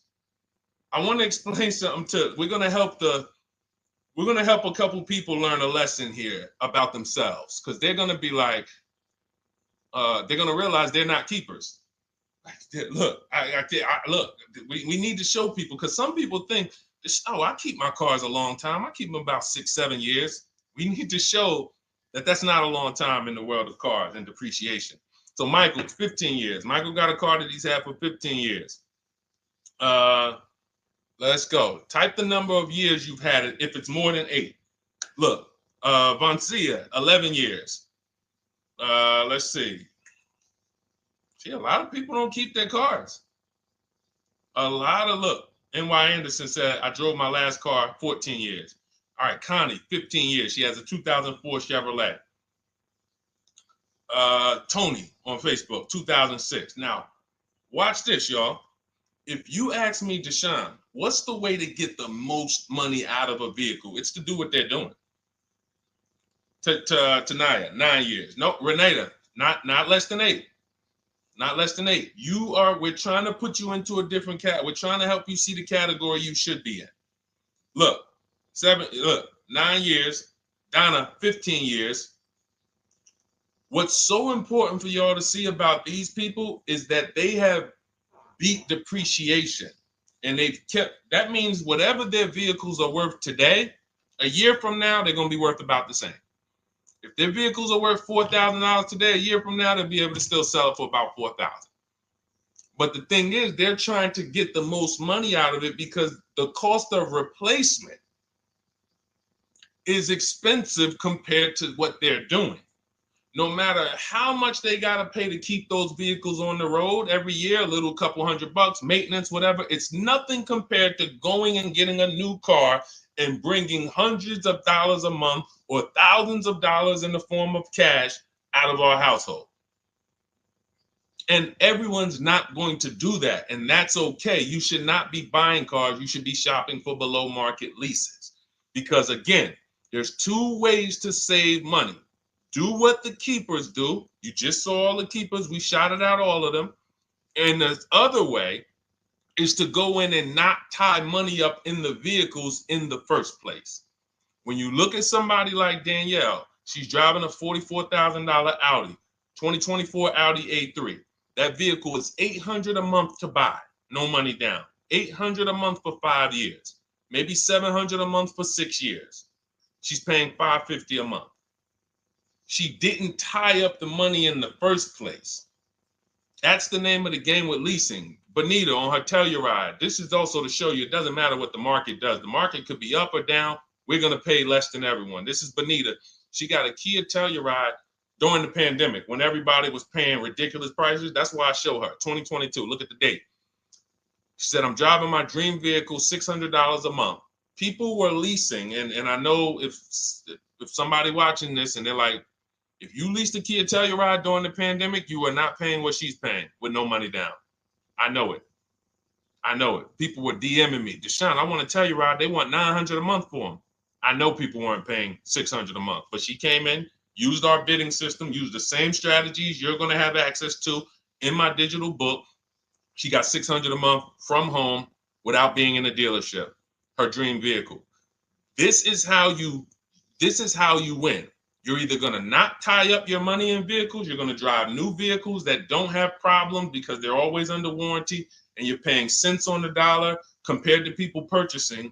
Or you're going to be a keeper like Michael and like Donna and like the people who said, okay, I'm keeping my vehicle this long. That's why in my book, it's 7 steps. But the first step is to ask yourself how many years you're keeping your next vehicle. That is the first question I would ask you if you and I were shopping together. My first question to you would be, Michael, how many years you want to keep the next vehicle? 8 or more or less than that? If you said to me, Deshone, I'm going to keep it at least 8. All right, let's go for the purchase. New or used, depending on budget, but we're purchasing. We need to find a below market purchase. If you said, Deshone, I'm 6 years max. I can't see myself keeping a car more than 6 years. All right, we're going to shop for a below market lease. Because the money you're going to spend in a below market lease, when you get these below market lease deals, not commercial leases, not what you see on advertisements. Those are ridiculous prices. We don't pay those prices. None of these people that you see, Greg, Charles on his Palisade, none of these are advertisements. They're thousands less.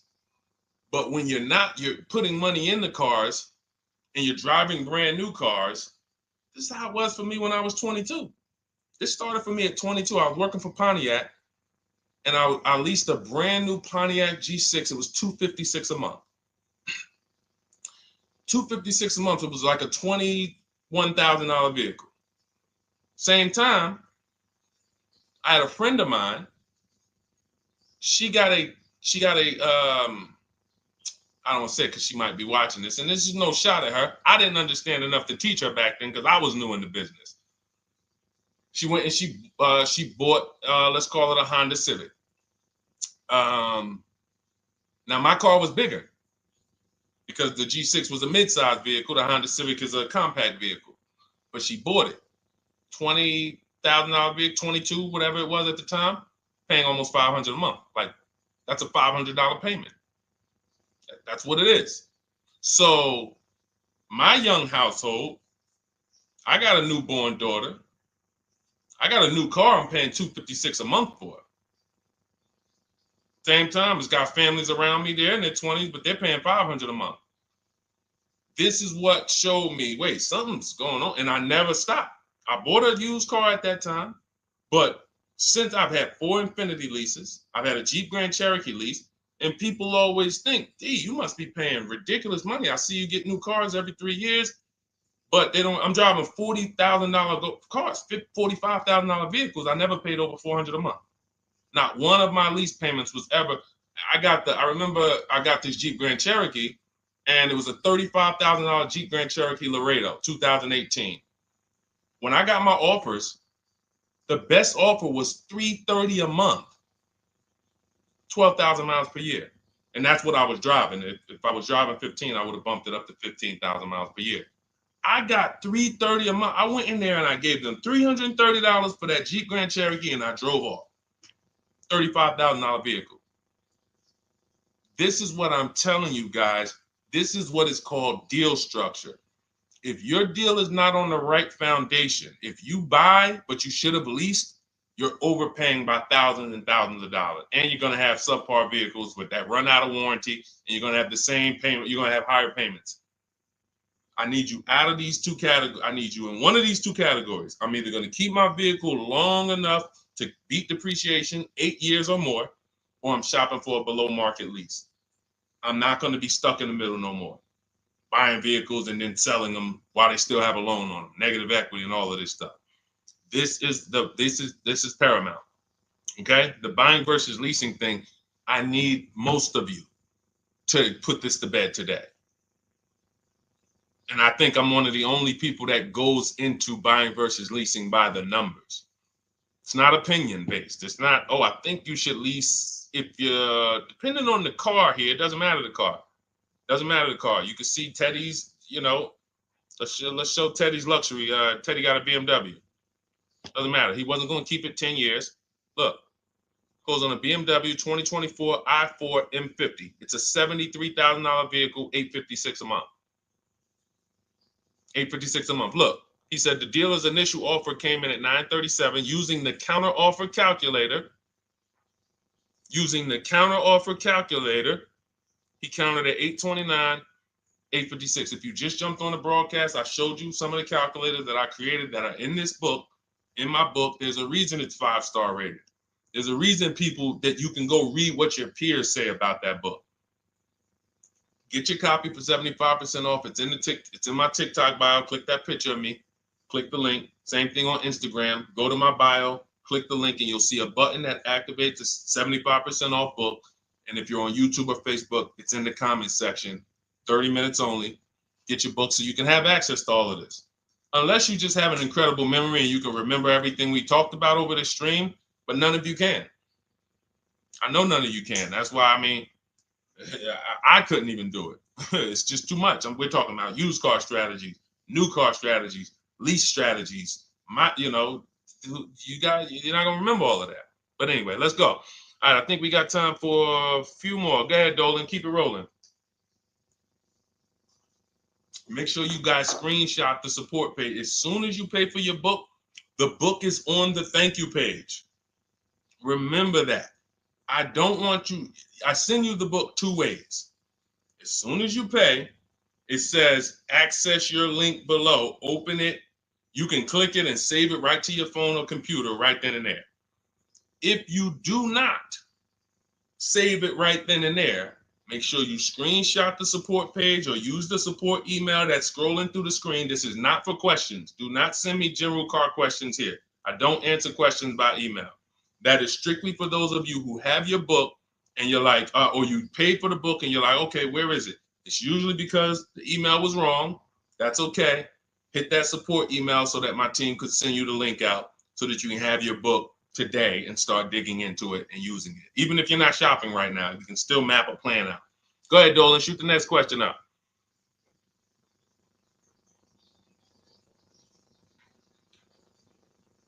All right, this is Victoria from TikTok. Any tips for how I can get the highest trade-in value for my existing vehicle? Of course, bids. Bids. First of all, you just said a curse word. You may not know, but we don't use that T word here because you're never going to get anything. You're not going to get a max value for anything trading. We are fortunate that we have the opportunity to get bids from cash buyers in the market. And I'm not talking about cash buyers like Facebook Marketplace where a person, it's one of your neighbors from your town coming to look at your car. I'm talking about institutional cash buyers. People who cut a check instantly and, they do an inspection. That Jeep Grand Cherokee I sold to CarMax, they were the highest bidder 3 years ago during the pandemic. I'm not going to tell you what I made because those values don't exist anymore. So it just doesn't even make sense. But, those of you who were watching my videos earlier 3 years ago or using my tips, you guys cashed out and made ridiculous money. When corporations were trying to make money on people, we made money too. But CarMax won the bid. I went down there. They did an inspection on the vehicle. They came back. Accounting department came, cut me a check. I walked away with a check. That's it. You don't want to trade.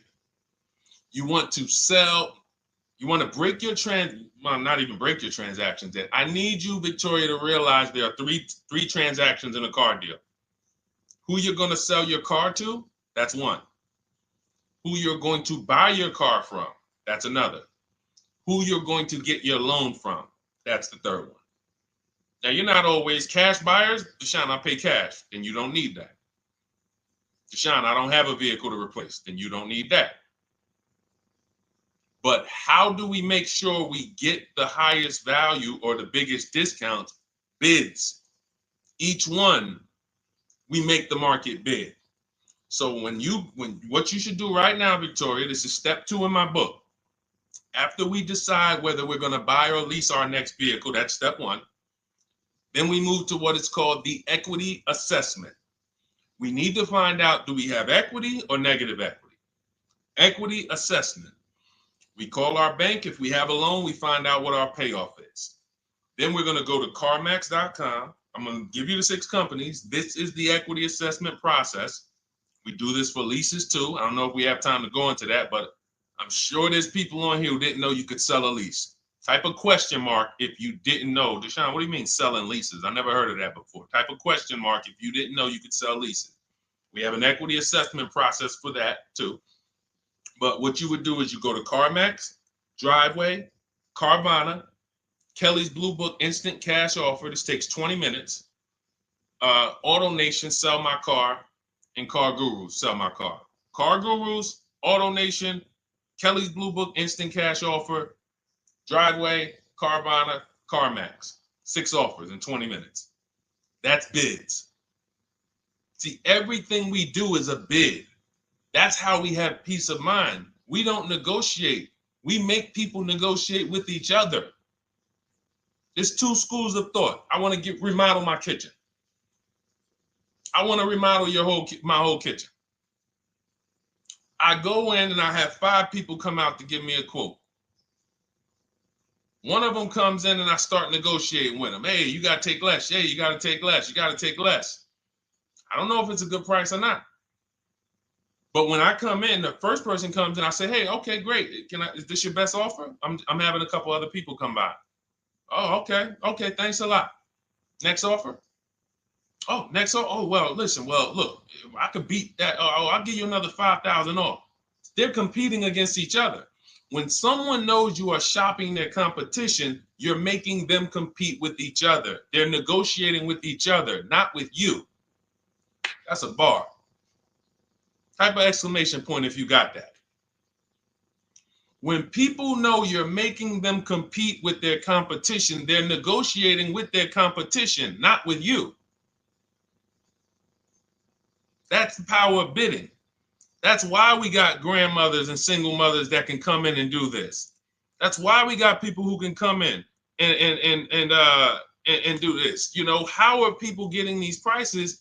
Not negotiating, because they're making people negotiate with each other to earn their business. They're making banks negotiate with each other to earn their business.